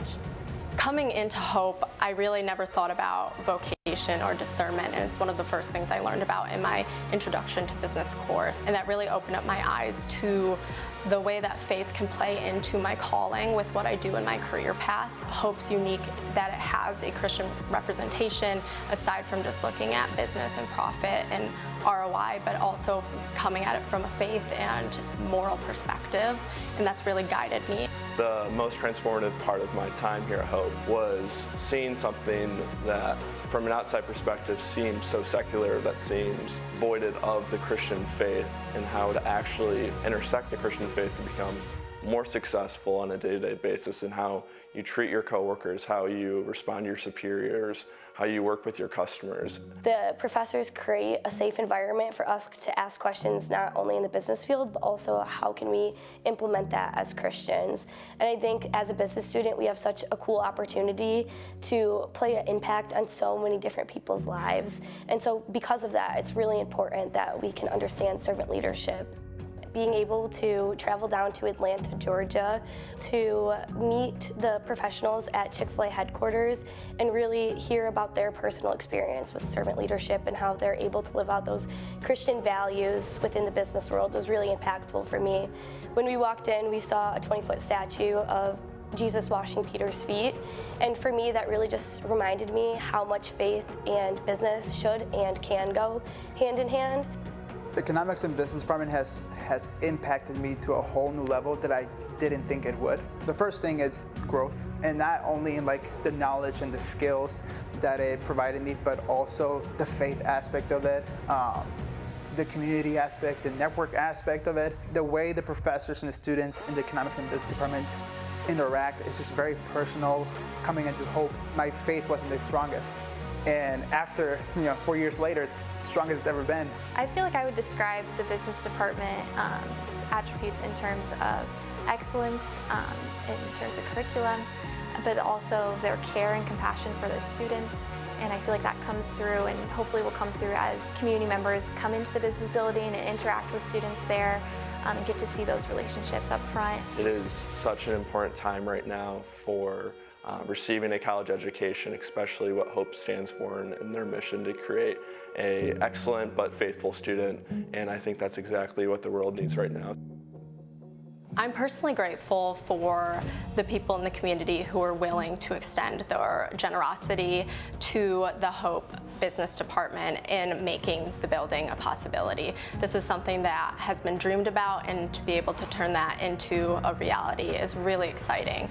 And as a student who is going to be leaving, I can really reflect and say that knowing that there are people in our community who are willing to take a chance on us and to invest in our future and the future of a Christian institution who's prioritizing business makes me grateful and solidifies that I made the right choice coming to Hope. I chose Hope in the Business and Economics department because I could sense the care that faculty and staff had for their students, and this building really just represents that it's not just Hope faculty and staff who care about our students, but it's also people out there in the community who are willing to invest in future generations.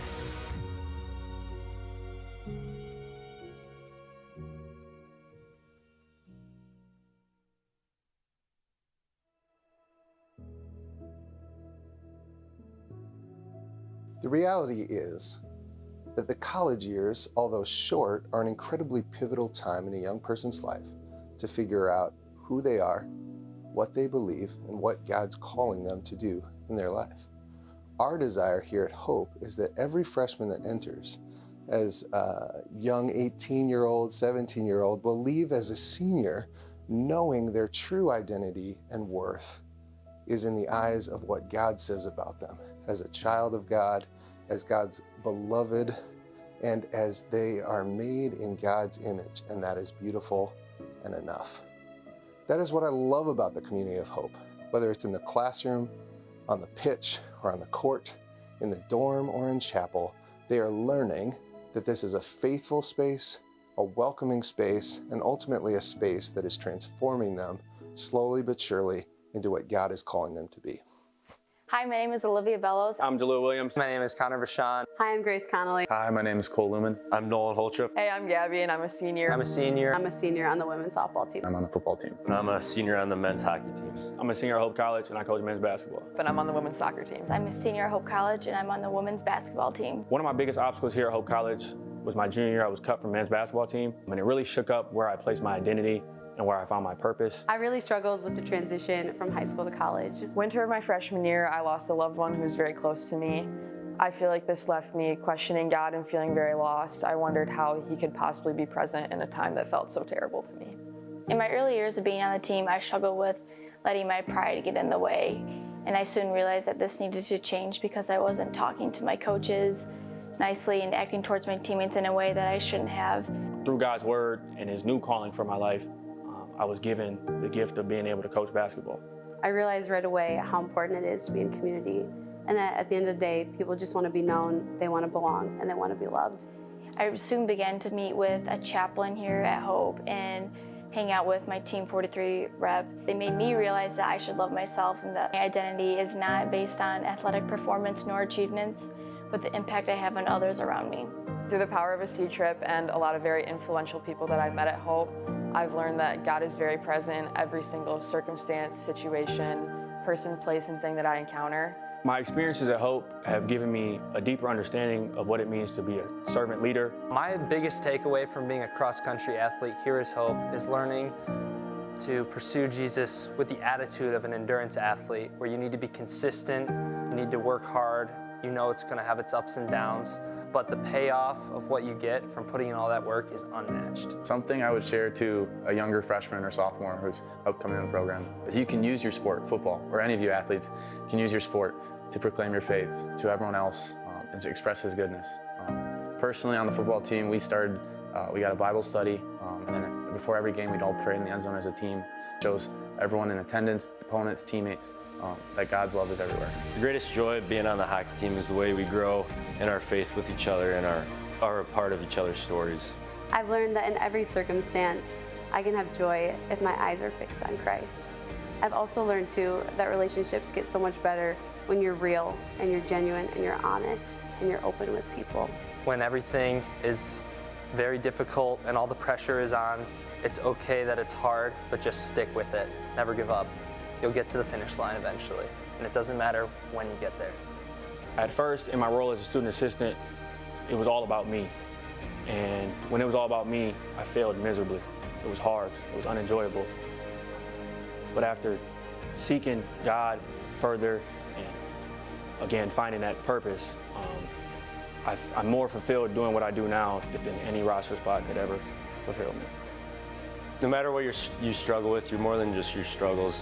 You're a child of God that can be used in many different ways that you might not understand at the moment. I've come to understand that true joy does come from serving God and serving others.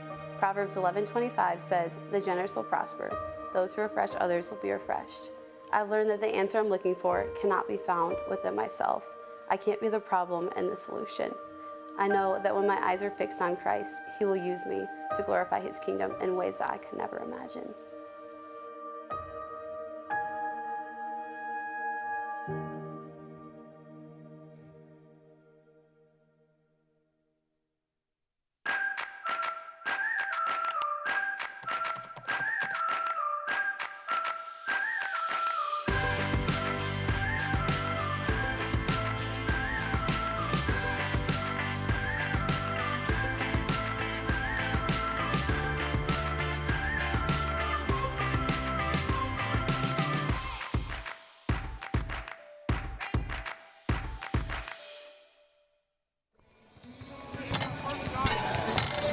Halftime here at Hope College at DeVos Fieldhouse. Glad to have you along on this Wednesday night. MIAA opening action is the visiting Trine Thunder at 8-3, taking on Hope College at 5-6. Trine's won 4 straight. Hope has lost 4 straight. Something's got to give as we look at the first half numbers. It's been a great shooting night for the Flying Dutchmen. They were 1 for their first 5. And they've come storming back. They're shooting 54%, 63% if you take out the 3-point field goal attempts where they're just 1 for 4. And they've also hit the free throws, 15 of 17. That's 88%. And getting points in the paint, 24 to just 20 for Trine. But Trine shooting the basketball well, 51%, 5 of 13 from deep for 39%. And far fewer free throws, but they're knocking down 4 of 5. Rebounding are equal. Offensive rebounds pretty much the same. Turnovers, 6 turnovers for Trine. Has only led to 1 basket for Hope, and Hope with just 5 turnovers in this game. So it's been fairly clean. The 2 lowest turnover per game ratios in the MIAA in Trine and Hope. Individually, Ryan Yant, 4 of 6 from the field, has 4 rebounds and a couple of assists, 10 points to lead the Dutchman. Justice Mims with one of his best starts this season. He has 4th start, 9 points, and a perfect 5 for 5 from the free throw line. Parker Hovey, just 4 field goal attempts, but 9 points. He's had 6 free throw attempts tonight. Nate Tucker, we talked about it in the pregame, the Hope killer, 7 of 11 from the field, 16 points to lead his squad. Danny Flood with 8 points and a couple 3-pointers in that first half. Looking at the MIAA schedule tonight, Olivet is at home against Albion. And we talked about how Olivet's going to be a disruptor. Well, they've got a 12-point lead over Albion at the halfway mark from the Cutler Athletic Center, 36-24. Adrian trying to break a 3-game losing streak. They lead Kalamazoo 42-28 in that one. And we've got one more game in the queue. We've got Calvin and Alma. That's a 7:30 start. We'll see if we can get an updated score on that. But Calvin and Trine come in tonight's play with 8-3 identical records, and Alma hanging tough with Calvin. 23-21 the Knights at home over the Alma Scots halfway through that first half. So those are the MIAA games tonight. A lot of action in the top 25 as we're in full swing in mid-January. And Matt, we had a chance to look at those numbers, and I know we talked about it briefly at the end of the first half that Hope shooting well. You know, they've only shot 50% or better twice in their first 11 games as they come in at 44% as a team. But besides the numbers per se, what are you liking about Hope tonight as they have that 1-point lead at half? I think the biggest thing is after going down 11-4, they didn't roll over. They punched him back in the mouth. And that sounds arbitrary, you know, to say, but it matters because it's a team that in Trine that's just been better than them offensively all year, and they're in this game and they're up 1, and once they punched them back, it looked like they were able to find their own rhythm. I like what they're doing both on the offensive and defensive side of the ball. I'm hoping that can keep up here in this game. The concerns here are, if you're Trine, you have to see when they went on 4, 6, 8-point stretches, it was because Flood, Bradshaw, and Tucker were able to run the floor so effectively, and when Hope wasn't getting back in transition, they were just getting crushed. So Good point. I think there was at least 3, if not 4 baskets by Trine where they were able to beat Hope down the floor defensively. 3 ball on the way. Bradshaw playing not many minutes with 2 fouls early on. He played just 12 minutes in that first half and only 4 shot attempts, 1 for 4. So that was good if you're a Hope fan. Marcus Warman, 6 points. Most of those came late, and that's a turnover. Hope, silly turnover. Yeah, my prediction is I think this is going to be a Werman type of second half for Hope. I mean, when he has those slow starts, there's something kind of clicks for him. I mean, he's seen it happen since he was a freshman where he has this ability to just kind of take over, and it's a lucky miss for Hope. Went under a screen, and they just looked like they didn't communicate on that one to open up that 3. Well, Danny Flood, who's got one of the best ranges from 3 that we've seen all season, missed and knocked out of bounds. Good call. Hope College will take control. Just underway. Inside a minute in this second half. Nice crowd on the Wednesday. Glad to have you along. Whether you're listening in Angola, here, or we get listeners all over the place. Hovey with the weave. Over to Mims. A nice first half. Working on Bradshaw. 9 to shoot. Trapped in the backcourt. Yant skips it down inside to Hovey. Spin move, muscle shot, up and over. Tucker got it to roll. Home team bounce.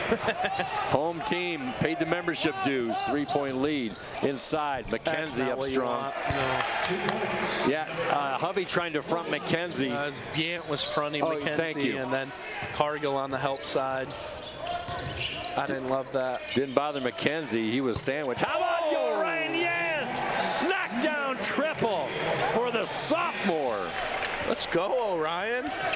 Confidence. I got to put the research. When's the last time he shot a 3? He's only had 1 3-point attempt. He's 1 for 2 on the year. Bradshaw in traffic, and he fills it from 6. Now he can put it in his Twitter bio. 50% 3-point shooter. Hey, you don't have to be volume.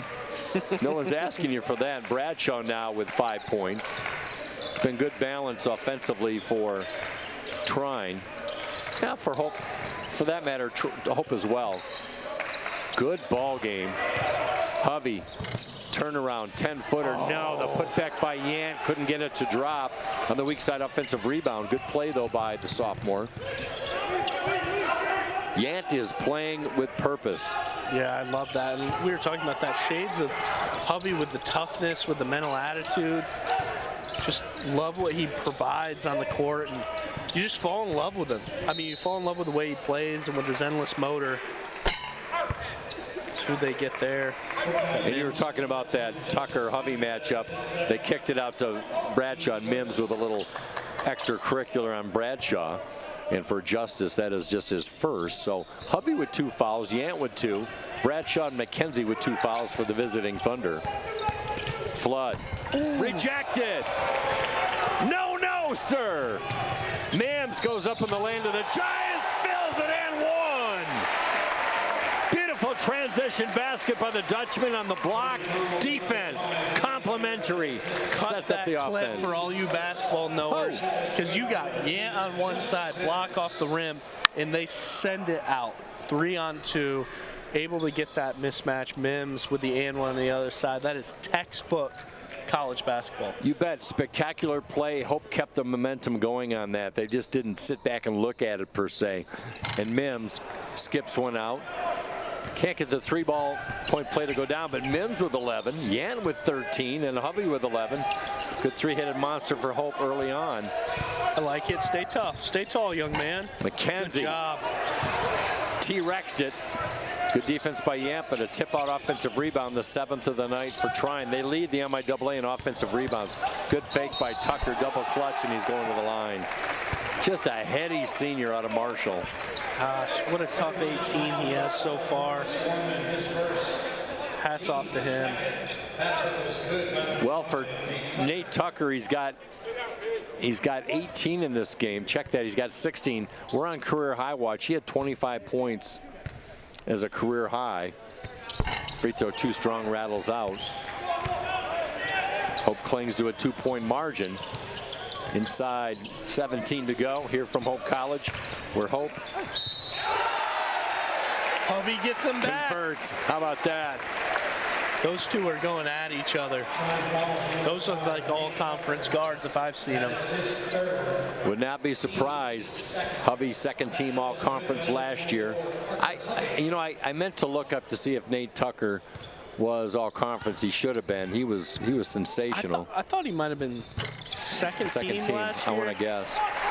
His sophomore campaign, I think he was second or third team as well. Yeah, he's just so good. Calvin up 2 with 2 to play in the first half. Thank you, Matthew.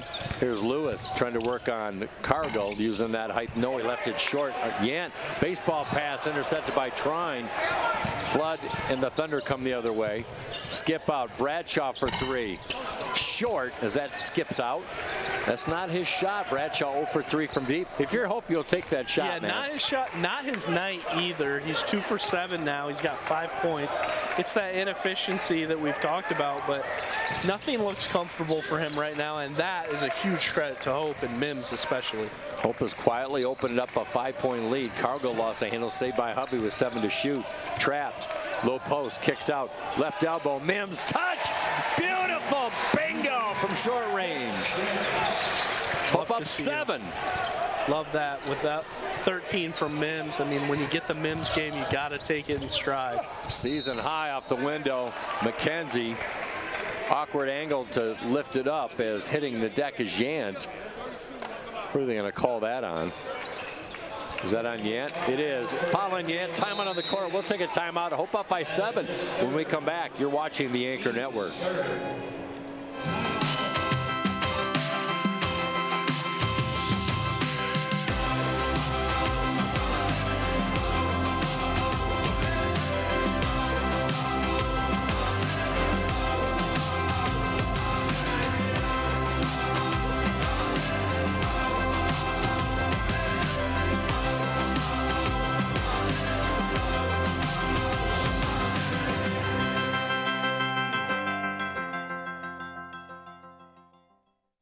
Yeah, my name is Travis Williams. I'm the CEO of the ODC Network. I graduated from Hope in 1998. I studied biology, and then I also played football.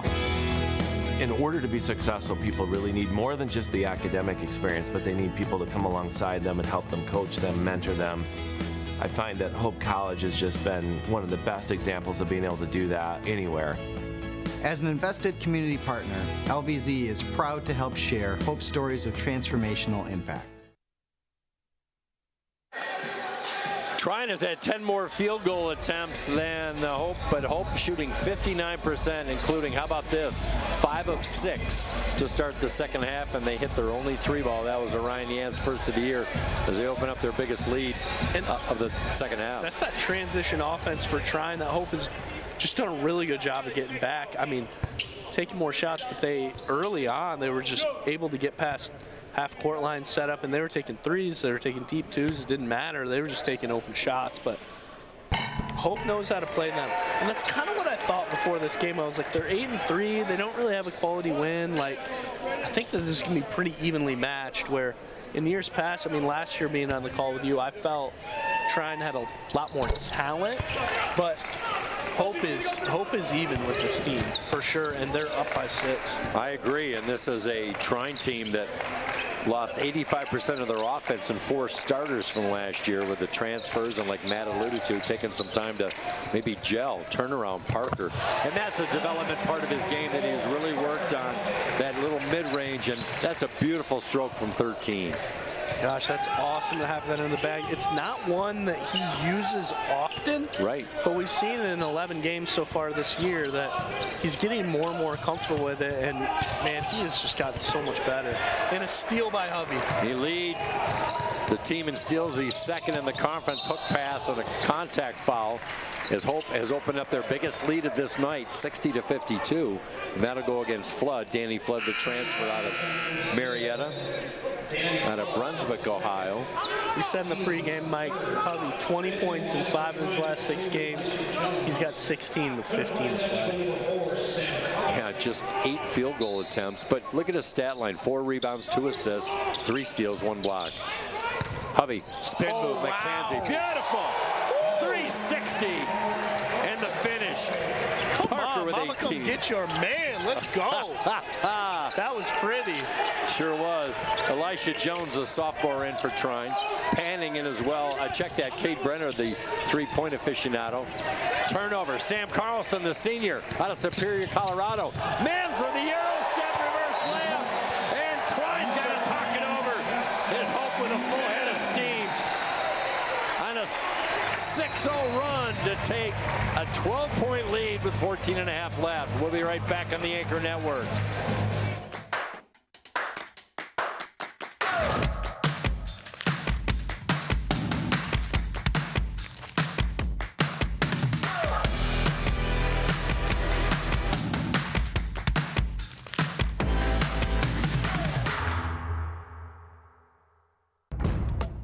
Sports, like healthcare, requires commitment, teamwork, and excellence.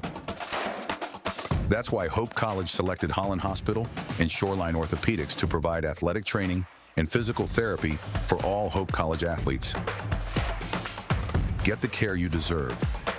Trust the team that exceeds expectations. The Holland Hospital and Shoreline Orthopedics Sports Medicine Collaborative. Boy, some dynamite basketball by Hope in the last 120 seconds. Officially on a 9-1 run, Matt Wayner. And, you know, we talk about the heroes so far, but Sam Carlson has not played much. He came in with a nice spark. Yeah, a huge spark and steal. How about his last minutes that we just looked up here in the break? Last time he played 4 minutes against Elmhurst on November 12th. That was the second game of the year. So, you know, I think he was nursing an injury, Coach Mitchell had said, for a little while, but then I think just kind of was out of the mix where, you know, they were going 11-12 deep, and here he is playing middle of the minutes games and adding a huge defensive spark. Carlson, one of the leaders on this squad, especially in the warm-ups. He's one of the vocal leaders as Lewis off a high screen from Paxton Crane, who had some good minutes. Kick out to Jones, no good. Offensive rebound try. Good effort by Howell. Wrestled it away, as they say in WWE. Over to Carlson and Hope with a chance to break this open. They're up by 12, but a lot of time left as that clock moves very slowly if you're a Hope fan.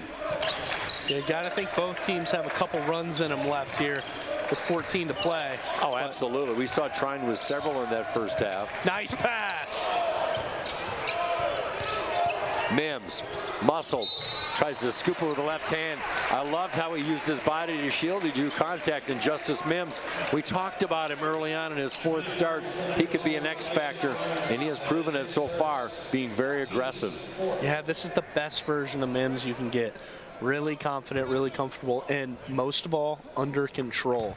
You can talk about that for the entirety of his career. There's stretches here and there where he just provides, it's like something switches for him, that he's just able to stay in his body and is able to take really good shots in rhythm, and tonight is one of those nights because he has 16. You mentioned that. I listened to the broadcast in the Muskingum game. You said Justice Mims, if he hits a couple shots early on, he rides that momentum, and he did that tonight. As he knocks down two, Justice with a couple free throws. 66-52. Wow, what a turn of events. Trine had an early 11-4 lead.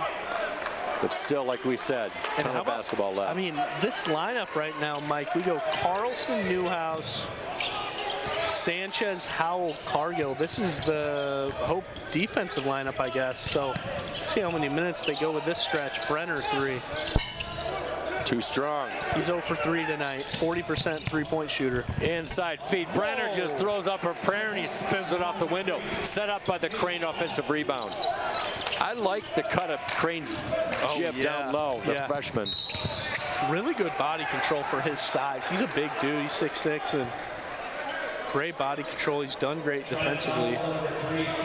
Foul ban Brenner on the reach in. That was a nice move down low by Hope to draw contact. Looking at the foul situation, Trine with 5 fouls already. 7 will put Hope in the bonus. Hope with just 3 team fouls. Inside to Howell, a little awkward shot up as he just threw it up as he was hammered by Panning. John Vanderwall not too happy about that. First-year head coach for Trine.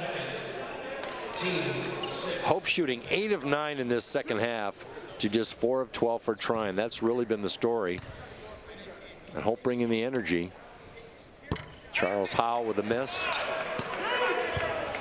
Hope now 22 free throw tries. They're 18 of 22 here so far. They had 42 in the loss to Muskingum in that 98-93 loss. Parker back in.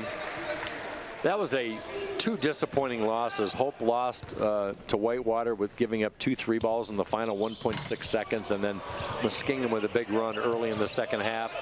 The second game of that Glenn Van Wieren Classic game, and yeah, I think Hope credit, they've come back with some good energy. Yeah, and in between that, it was a pretty tough WashU loss that, you know, WashU's one of the top 5 teams in the country. It wasn't one you really expected to get, but they played them tough and they lost by 7. They could see what their potential is, but here now, I mean, this is one that you gotta close this game out here at home. Roller with Cargill all over him. Another offensive rebound by Crane. Jones in traffic, and Parker hits the deck. No call, and that second chance effort all set up by Crane. Keeps Trine alive. Hope still up by 10. Approaching the 12-minute mark of this second half. Carlson trying to look for Parker deep on the baseline. He's got Panning on him. Step back. Ooh, Parker, good look, no go. On the run, 6'9" Panning trying to work against Sanchez, and Sanchez tips it away. Might have been Hovey. Again. Jeez. He just impacts the game. How quick did Hovey get back after missing that shot? Skip pass, back door, too strong. Sloppy couple minutes for both teams. Energy has just been off the charts for Nedick. Crane trying to post mid-post. Hovey trying to poke it away again. In the battle won by Trine, and Trine wants to call a timeout. And they do so with 11:38 remaining. Hovey's got 4 steals tonight. I mean, dude, I can't say enough about this guy. He just keeps getting better. He impacts the game in so many ways, and it's not just stats. So I say, I mean, his last 5 or 6 games for him to be 20 points a game, it's not really indicative of the way he's able to impact the game on the defensive end as well. And it just seems like he just wants to win so bad. He's got a quiet, burning intensity inside him. You know, it's one thing you talk about field goal percentage and 3-pointers and minutes, but you've got a young man in Parker Hovey, the junior out of Shelby, 2nd in the league in blocks, 2nd in the league in steals. Those are those, I hate to keep using them, but the intangibles that you talk about that makes him such a great athlete. 66-56, some updated scores from Calvin. Calvin at halftime taking on a pesky Elma Scott team who's lost 5 straight, and Calvin with just a 2-point lead at intermission. Olivet and Albion in a dogfight. The Comets lead the Britons by 6 with 11 minutes left. And Adrian pulling away from Kalamazoo, as both Kalamazoo and Adrian trying to snap a 3-game skid, 54-36.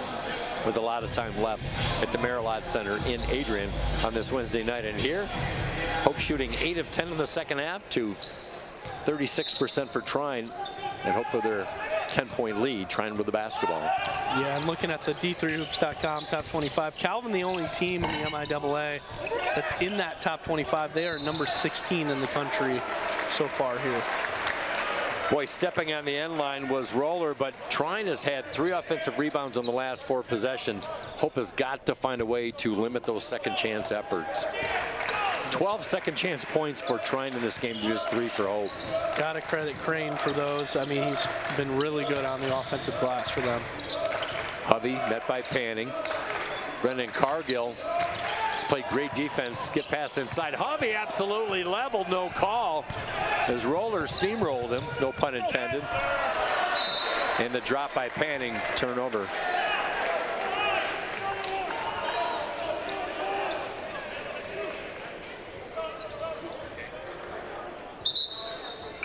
Other action going on tonight. Hope College women in action at Angola, Indiana at the MTI Center.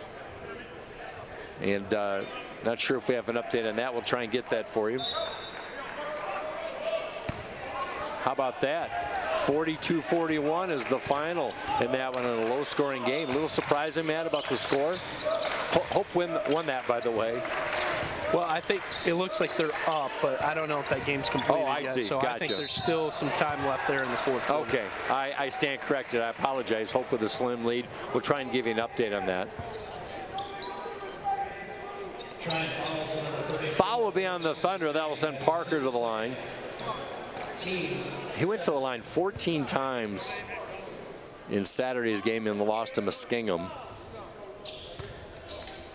6 of 7 tonight. He's got 18. That one too strong off the back iron. It's been a little lull in the scoring the last bit. Trine scoreless in the last 2 minutes and Hope scoreless in the last 3 minutes. Second one by Hovey is off the mark. And now Orion Yant is going to get pegged for the foul, but he got the worst of it. He's got hit right in the pie hole. Huh. Here are these middle minutes, Mike. I talk about it every game, but you're up 10. You're kind of wading through the middle of this. 10 minutes left in the half, and I mean, this is where you got to find a way to break away. Absolutely true. The middle minutes are so vital, and they just seem like they take forever. Referees are going to chat about the call. There was a collision. Orion Yant was hit in the mouth, and they called the foul on Yant, and if that is the case, that would be his 4th. So the veteran crew going to talk things over. So we will keep it here on this Wednesday night. By the way, Todd Frazier, the crew chief, Chris Ferguson, and Jimmy Jarrett III. So they're talking things over with 10:48 to play. And it's a pivotal middle section for Trine as well. They're not shooting the ball in the second half very well. They didn't come in shooting great. But they're scary, Mike. I mean, they're scary because they just go on those runs. And I mean, Tucker here. Where's Tucker at? He hasn't played in a few minutes. Does he have 2 fouls? He's got 3. That snuck up on us. Yeah, he's got 18 points, but he's got 3 fouls. They're going to look to get him back in the game because he's kind of been feasting on Hope, especially down low, you know. And I mean, credit right now. I mean, Bradshaw's only got 5, Flood's got 8, but most of those shots have been so out of rhythm, you know. So. Yeah, great point. Danny Flood had some early 3 balls, but he's been neutralized, and Bradshaw was hamstrung by 2 early fouls. I don't think they're going to change the call, as they're still talking things over. The call went against Hope. That would be, I believe, their 4th team foul. Hope's in the bonus because Trine has 7. And that will be Trine's ball. So the call is not reversed. Orion Yant has checked out of the ball game for a moment. He's going to get looked at. Annie Kerrigan, the trainer, is going to take a look at Orion Yant, who's had a whale of a game. 13 points, 6 rebounds. But that is 4 fouls now, Matthew, on Orion. That's huge. Hope's missed their last 4 free throws. They're 18 of 21. And then Howell missed 2, and Hovey's missed 2. Not what you want to see. No. A chance that you could be up by 14 here. Flood, good look down low into Crane. Howell playing good defense, did what he could, but a nice feed and score from Flood to Crane. It's an 8-point lead. Hope is up by 12, 4-point run for the Thunder. That breaks their 2-minute scoring drought. Cargill to Hovey. Brendan Cargill's averaging 13 a game, just 3 points on 3 free throws. Good kick out to Cargill. Little wide, nice save with 8 to shoot. Spin move inside. Nice reverse slam. Cargill finish. Taking advantage of the size differential. Was able to slip under Crane for the deuce. That's impressive. When he created distance off the big, be able to get enough room with the left. Really impressive. Manufacturing a shot is what we call that.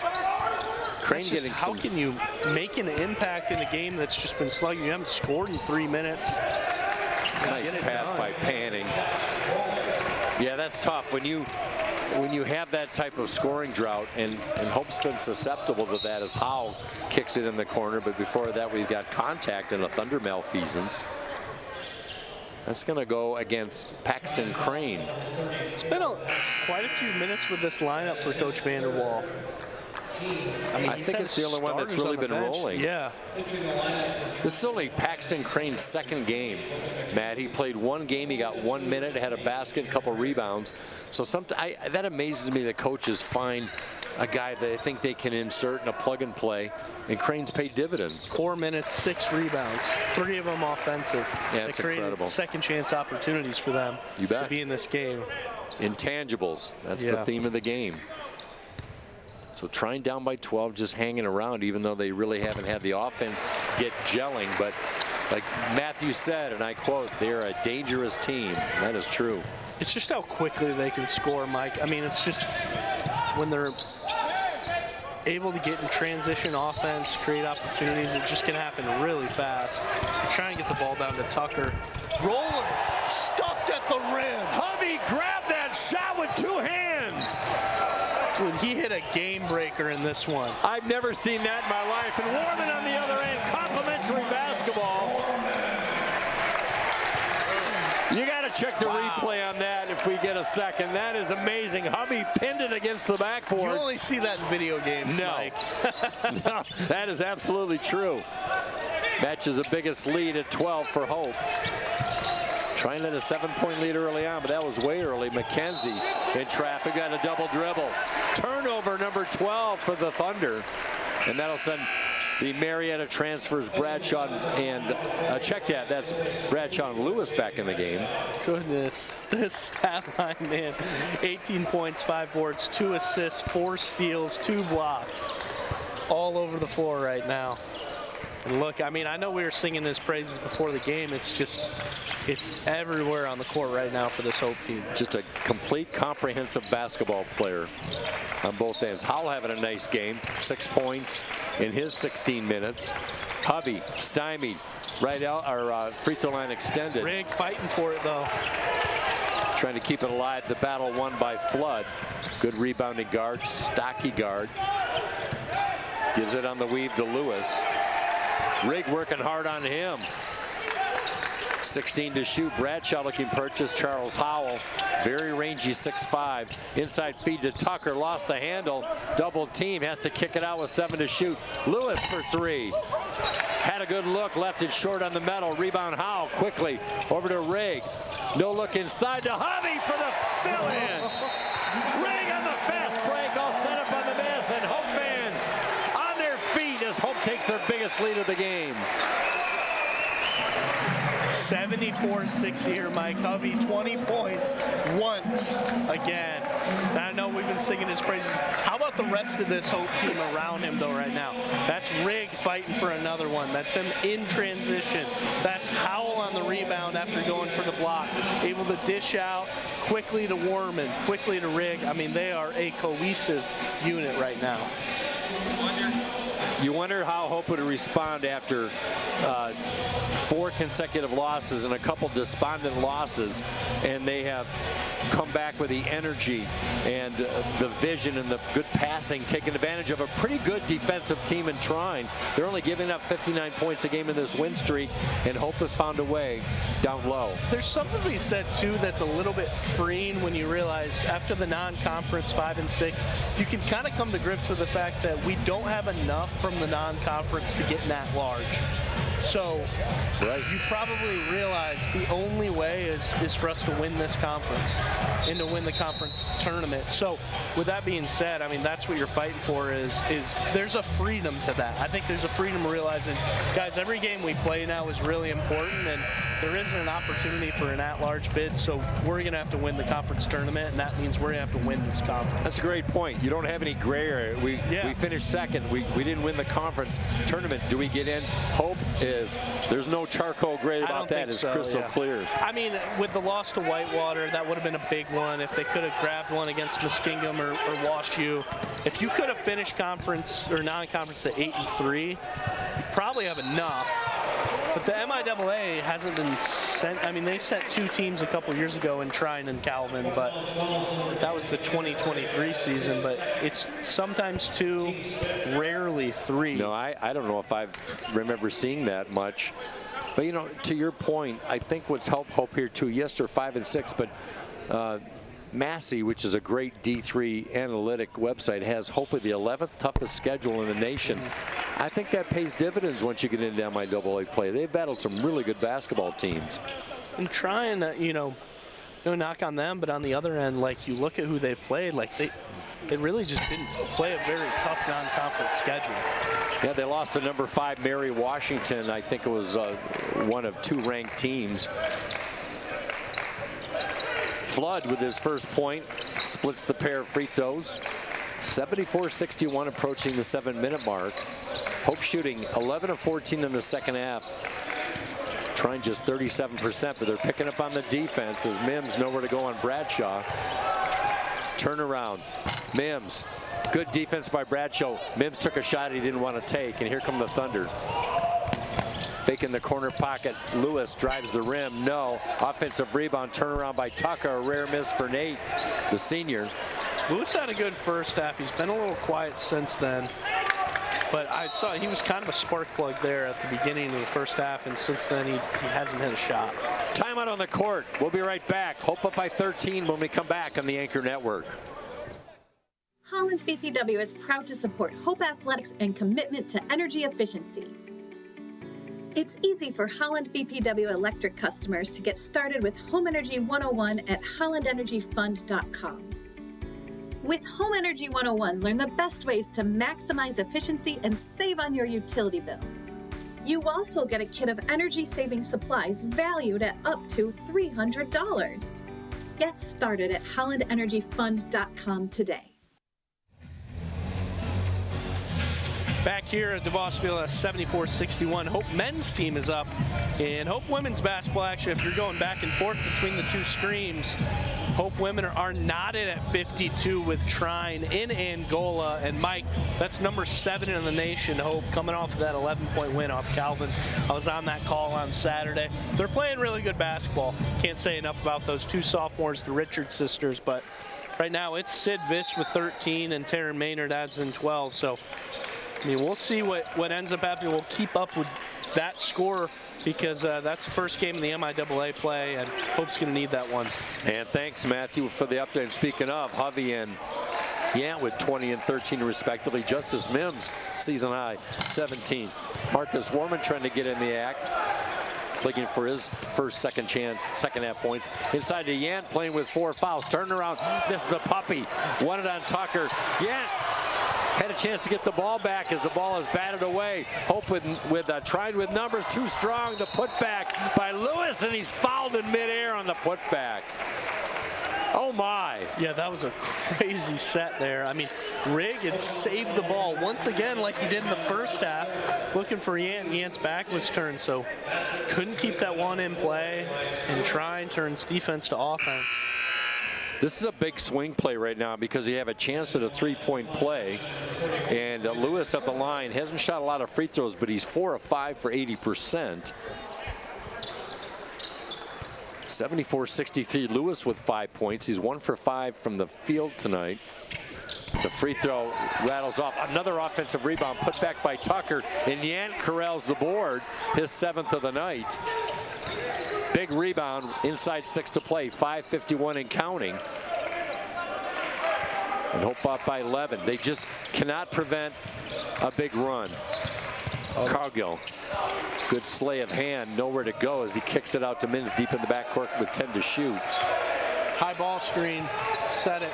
And he'll get it from Hovey. Warman gets a little seam off the window. Too strong, had a good look. Trying on the run. Hope back defensively. Floodwill's baseline cut up on the double team. Good D. Inside to McKenzie. Cargill had no chance. He helped side on the weak side, and McKenzie gave away. Cargill gave away too many inches in an easy basket by Logan. No, but big possessions here coming up 9, and you got to make these count. Absolutely true. I don't know if I want such a big lead. Hovey got in, snuck underneath Tucker, and he muscled it home. Parker, 20 plus in 6 now of his last 7 games. A run that we haven't seen in quite some time. Bradshaw throws up a wild one. We've got contact. I'm going to call that against Cargill as Bradshaw with the lean in. That's a tough task for a freshman on the senior. Yeah, it definitely is. And Cargill doesn't play like a freshman. He is really tough, and he's confident in what he wants to do.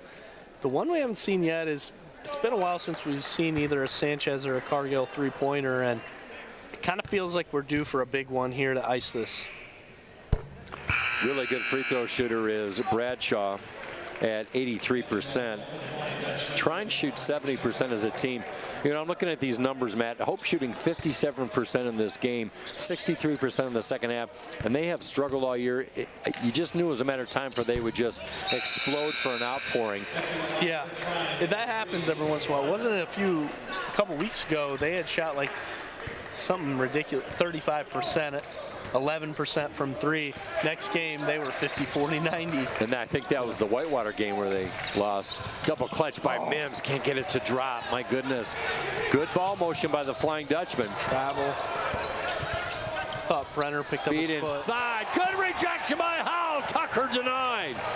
Hope comes away up by 9. Werman slowing things down. Yep, the senior out of East Lansing. Mismatch, Howell down low. And Hovey found him off the window, couldn't get it to drop. Boy, Hope comes away empty inside 3 feet on the last 2 possessions.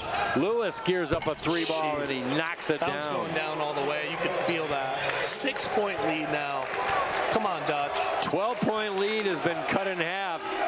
Check that, a 14-point lead. It was 74-60. 10-2 run by Trine. And the Thunder creating some noise with 3:43 left. Picking up on the defense, trying to whiz it down low. That's going to stay with Hope with 8 to shoot. Sanchez and Yant back in. Let's take a breather. Let's take a quick 30-second timeout. Hope up by 6 in the ball. In here, Mike. When we come back, steaming. We'll be right back. Are you thinking about buying, selling, or refinancing? Your title agency matters, and you have a choice. Lighthouse Title started in Holland, Michigan more than 20 years ago and has grown to over 45 locations. We are proud to be local in these communities. Visit Lighthouse Title for more information and use our online widget Louie the Lightkeeper to chat with someone today about how we can help you close on your new home. Last couple minutes, we talked about Hope's hot shooting. They're still shooting 57% in the second half and 55 overall, but Hope in crunch time, Matthew, just 1 for their last 7 field goals as Trine's gone on a 5-0 run. Yeah, I mean, that was a huge shot there by Lewis. I think I just jinxed him. I mean, where he was so quiet for most of the second half, that felt like it was going down all the way. Just a huge one to get that 9-point lead down to 6, and now you're 2 possessions away. Makes every possession matter, and it's something that Hope needs to prove they can do really well, is not just close out a game. They've had a ton of close games. A ton of close games all year. A majority of their games have been within 10 points. But it's not just closing it out. It's possession by possession. Can you win possessions? Possession by possession. Can you win to the basket? Can you take a screen and do you have a man beater? Can you set up some sort of set play for a 3-point shot? Let's see what they come up with. Hovey with 6 to shoot. Throws the ball away. Crane back in the game. 2-possession lead for Hope. Brenner in the game as well. He leans in with the left hand and he hits it high off the window. Trine has gone on a 7-0 run.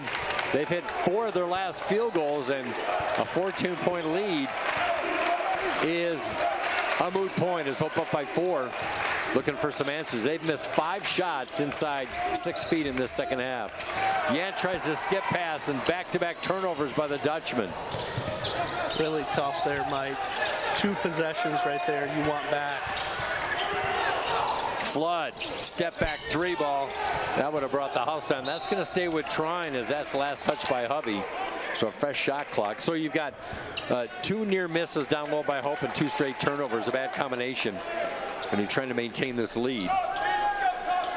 It is time right now to really toughen up, especially defensively. But on the offensive side, they have not had a good possession in a couple minutes. And this is where you really need to make it count. Agreed. Hope is scoreless the last 2 minutes. Close out on him. Can't let him shoot.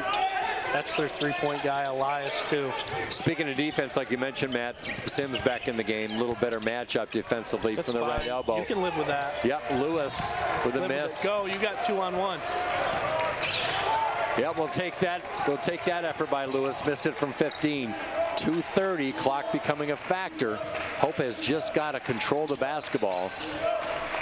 They've got 6 turnovers in the second half, and none bigger than the last couple of minutes. Oh, Cargill had Yant down low, just missed him. Trine in for defense, it looks like. Kick out. Mims looking for his first 3 ball of the year, denied. And the rebound by Brenner. Had a good look. Yeah, Brenner. 2 open. Top of the key. Short. Going by way of Hope. Bradshaw wants it reviewed for Trine, but Hope's going to win that battle as Sanchez back in and Cargill out. Check that. Mims is going to check out. Interesting. You got Sanchez coming in, maybe obviously this year a better 3-point shooter. And maybe, Matt, because Trine is kind of bottlenecked down low, maybe Hope looking for something deep. They're just 2 of 6 from 3-point line tonight. Yeah. No, I hear you. I'm looking at the conversation with Coach Vanderwall and the referee. He was asking for a review. He wanted dinner suggestions after the game? He wanted Valentine's Day date. No, he wanted to get the review on the play and wondered why they couldn't get it done. 4-point lead for Hope, 1:40 left. Cargill looking for his first basket. Bingo! Santa Maria! Freshman saves it for a great time. Bradshaw on the other end, and Bradshaw responds. He's good for it. For as inefficient as he's been, you've got to count on that one to go. His first 3 ball of the night. So both teams trade. And now a wayward pass, McKenzie going the other end, and another crucial turnover by the Dutchman in the backcourt.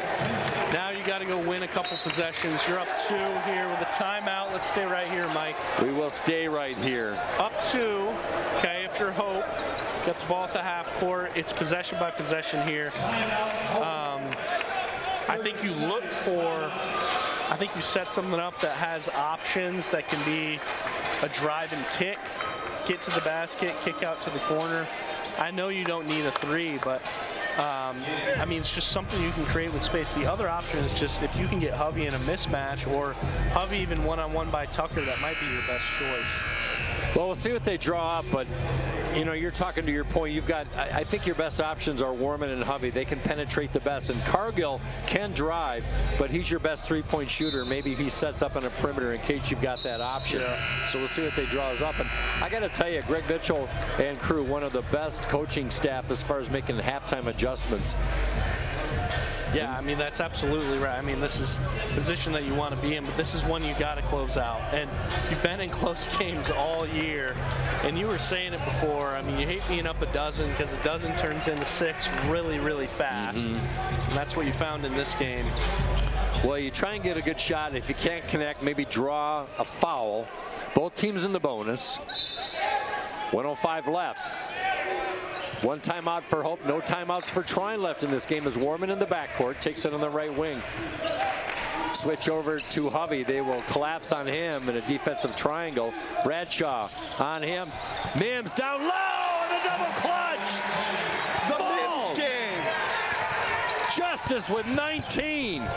Inside to Bradshaw. He responds with 43.8. Too quick. Way too quick. Yeah, Trine with a lightning fast 10-second basket. 41 seconds left. 26 on the shot clock. Hope with 1 timeout in their back pocket, leading by 2. Lewis comes out on Warman, and Greg Mitchell's going to call his last timeout. We'll keep it here as well. Same thing here. I mean, 29 seconds, 16. That's 16 on the shot clock. So you get 1 chance, they get 1 chance. Putting it away with a 2-point basket here is huge. Well, if you just joined us, we have no way of filling you in due time. But early on, it was all Trine. They hit their first 2 3 balls. They were up 11-4. Then Hope went on a wonderful run to lead by 7 in the first half. They led by 1 at halftime. And Hope stretched their lead to 14-point lead. It was 74-60 at the 7:24 mark. And since then, it's been a 19-7 run by Trine. And you talked about it, Matthew, about Trine's ability earlier on to go on 6- and 7-point runs, and that run really turned it around in the middle minutes. Yeah, and it was that 66-56. There was that drought everybody was scoreless for, I think, 2.5 minutes. Right. In that stretch, and Hope was up 10, and they just left that door open there. And now it doesn't matter. I mean, now it's 2 possessions left in the game, hopefully. But then again, I mean, if Trine's going to try and score in the first 5 to 10 seconds, they might try to score and foul. So set something up that's a really good look here for 2. Do not mind a kick out for a Cargill 3, because then you just play defense if he misses. Question, if you're Hope, do you try and get a quick, good shot, or do you just milk the shot clock down? Milk it. Okay. 16 on the shot clock, 29.4. It doesn't really help necessarily. Isolation for Warman. Trine's been in man-to-man all night long. Trying to get separation to go up on Lewis. Can't get it to drop. And McKenzie comes up with the rebound. 14 seconds left. D up. Bradshaw goes up off the window. No, we got contact and a foul on Yant. Oh, check that. Who are they going to call that on? That's going to be on Hovey. Looks like Hovey rejected the effort by Bradshaw on the point blank. And Bradshaw, who's an 83% free throw shooter, with a chance to tie this up with 10.1 left. Then Hope gets the last shot here, so not the end of the world with him at the free throw line. He's got to make both. They did call it on Yant. Oh, they are. That is his 5th, so he will be done for the rest of the night. And Charles Howell will check in. Sophomore for sophomore. Probably they called that on Hovey. Well, Yant is fouled out. I think they called it on Yant, Matthew. I mean, he's done. And probably the biggest free throws of Bradshaw's season here at this moment. 2 can tie it up. Like we said, 84% from the line in volume. First one is up. Good.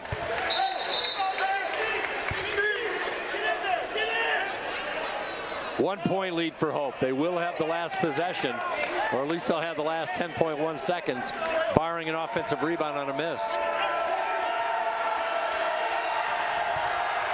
You can hear the crowd. Off the mark. Rebound. 7 seconds. Inside look. Stolen by Howell. Saves it. Cargill in the backcourt. He is hammered. And fouled with 1.8 seconds remaining. Charles Howell with the interception after the offensive board, and Howell was able to gain control as Hope with a 1-point lead, and Brendan Cargill at the line. Trine was looking around. They didn't have a timeout either, so they just hurried themselves and flood through right into that. Wow, Cargill with a chance to make this a 3-point game. Wow, Mike. The freshman from Forest Hills Central with the game on the line.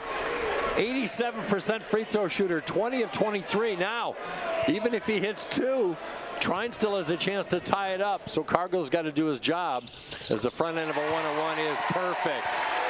That's who you want at the line. He's been awesome so far this year. You bet. The leading free throw shooter percentage-wise. And Cargill, he's played such tough defense tonight. 8 points, a quiet 8 points, just 3 shots, but he's been adding those intangibles. Second one is up, off the mark, tipped out, controlled by Hope. They're going to win this basketball game. The miss. Hovey tipped it out to the backcourt. As players and coaches shake hands, and Hope survives. A 14-point lead as the Thunder came racing back. Wow. But Hope escapes with an 82-80 victory. Mike, what a big win for Hope here at home. And I mean, this is about the best that they could have played, but 54% from the field, 43% from 3, 72% from the line, but they played awesome tonight. And to what you were saying about them from three-point land, they didn't take 20 like they have in the past. They were 3 of 7 from 3. It was efficient. They were able to make their way to 82 points, and all around just fantastic team effort, carried by none other than Parker Hovey. Tremendous victory, and they found found a way to hang on for a younger team than last year. This is something to build on as Hope moves to 1-0 in MIAA play and evens their record at 6-6. They snapped that 4-game slide, Matt, and they hand Trine their first loss in 5 games as Trine falls to 8-4. Looking at the numbers, we can talk about the percentage and everything, but just 7 3-point attempts by Hope in this basketball game. That might be a Hope College record for fewest 3-point attempts in the modern era. We don't know. They took 29 free throws there, 21 of 29 there, and I mean, I can't say enough. What a great win. I mean, at one point being up 14, felt like it was slipping from their fingertips, but a credit to Coach Mitchell, a credit to this team for the way they've been able to turn things around after 5-6. You know, now to be knotted at 6-6 and Saturday to go to Olivet and have an opportunity to go ahead 2-0 in the MIAA. Incredible, and I like the consistency of Hope shooting tonight. They shot 54% in the first half, 56% in the second half, 55% overall. Trine came back at 51% in the first half, but they struggled until late when they hit some late shots, and they shoot 46%, just right around their season average. But the 3-ball for a team in Trine shooting just 29% their last 4 games in that win streak, just 7 of 23 tonight, Matt, after hitting a few early. That was not their friend tonight. Nate Tucker was the Hope killer for sure with 18. It wasn't enough to put him away, but Bradshaw added in 13, McKenzie added in 11, Flood added in 9, and man, just a huge win for Hope. And Mike, it's Calvin pulling away a little bit. They're up 6 with 8 to play against Alma, and the women's team lost by 6 to Trine, so they go to 11-2. They'll be back here. I'll be on the call on Saturday. They'll be taking on Olivet here at Hope College at 3 p.m., and I'll be here for that one with Lucas Shelton. That sounds good. Before we wrap it up, a couple things. Nate Tucker just had 2 points in the second half. I thought it was huge how Parker Hovey played such tough defense. And a shout out to Justice Mims, 19 points, 3 points off his career high, but a season high for him. He came up big in his 4th start. You talked about Hovey's 22. Orion Yant with a career high 13 points. He fouled out. He had 7 rebounds and a great effort in that one as we take the win. And our next men's broadcast will be a week from tonight as Hope is hosting the Adrian Bulldogs. And last we met, they were up big over Kalamazoo. Looks like Adrian will break a 3-game losing streak as they have defeated Kalamazoo 77-55. Big win for the Dutch, Mike. You bet. Huge win. I hope you enjoyed the broadcast as much as Matthew and I did. I want to give a big thanks to our broadcast crew, Steve Secor and Phil Blau, our leaders down in the bunker down below here at DeVos Fieldhouse. And thanks everybody for checking in, the Trine fans and the Hope fans, wherever you may be watching on the Anchor Network. I want to give a big shout out to my better half listening up north in Glen Arbor tonight. And thanks to my broadcast partner, Matt Wayner, on a fantastic call. Always fun partner. I'm Mike Coleman. 82-80, Hope College evens their record at 6-6 with that 2-point victory in a thriller here at home.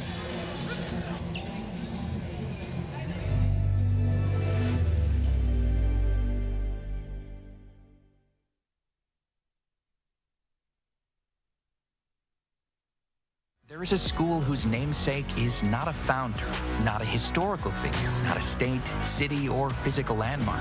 It is named after an ideal, a virtue, a way of life. Its name is Hope.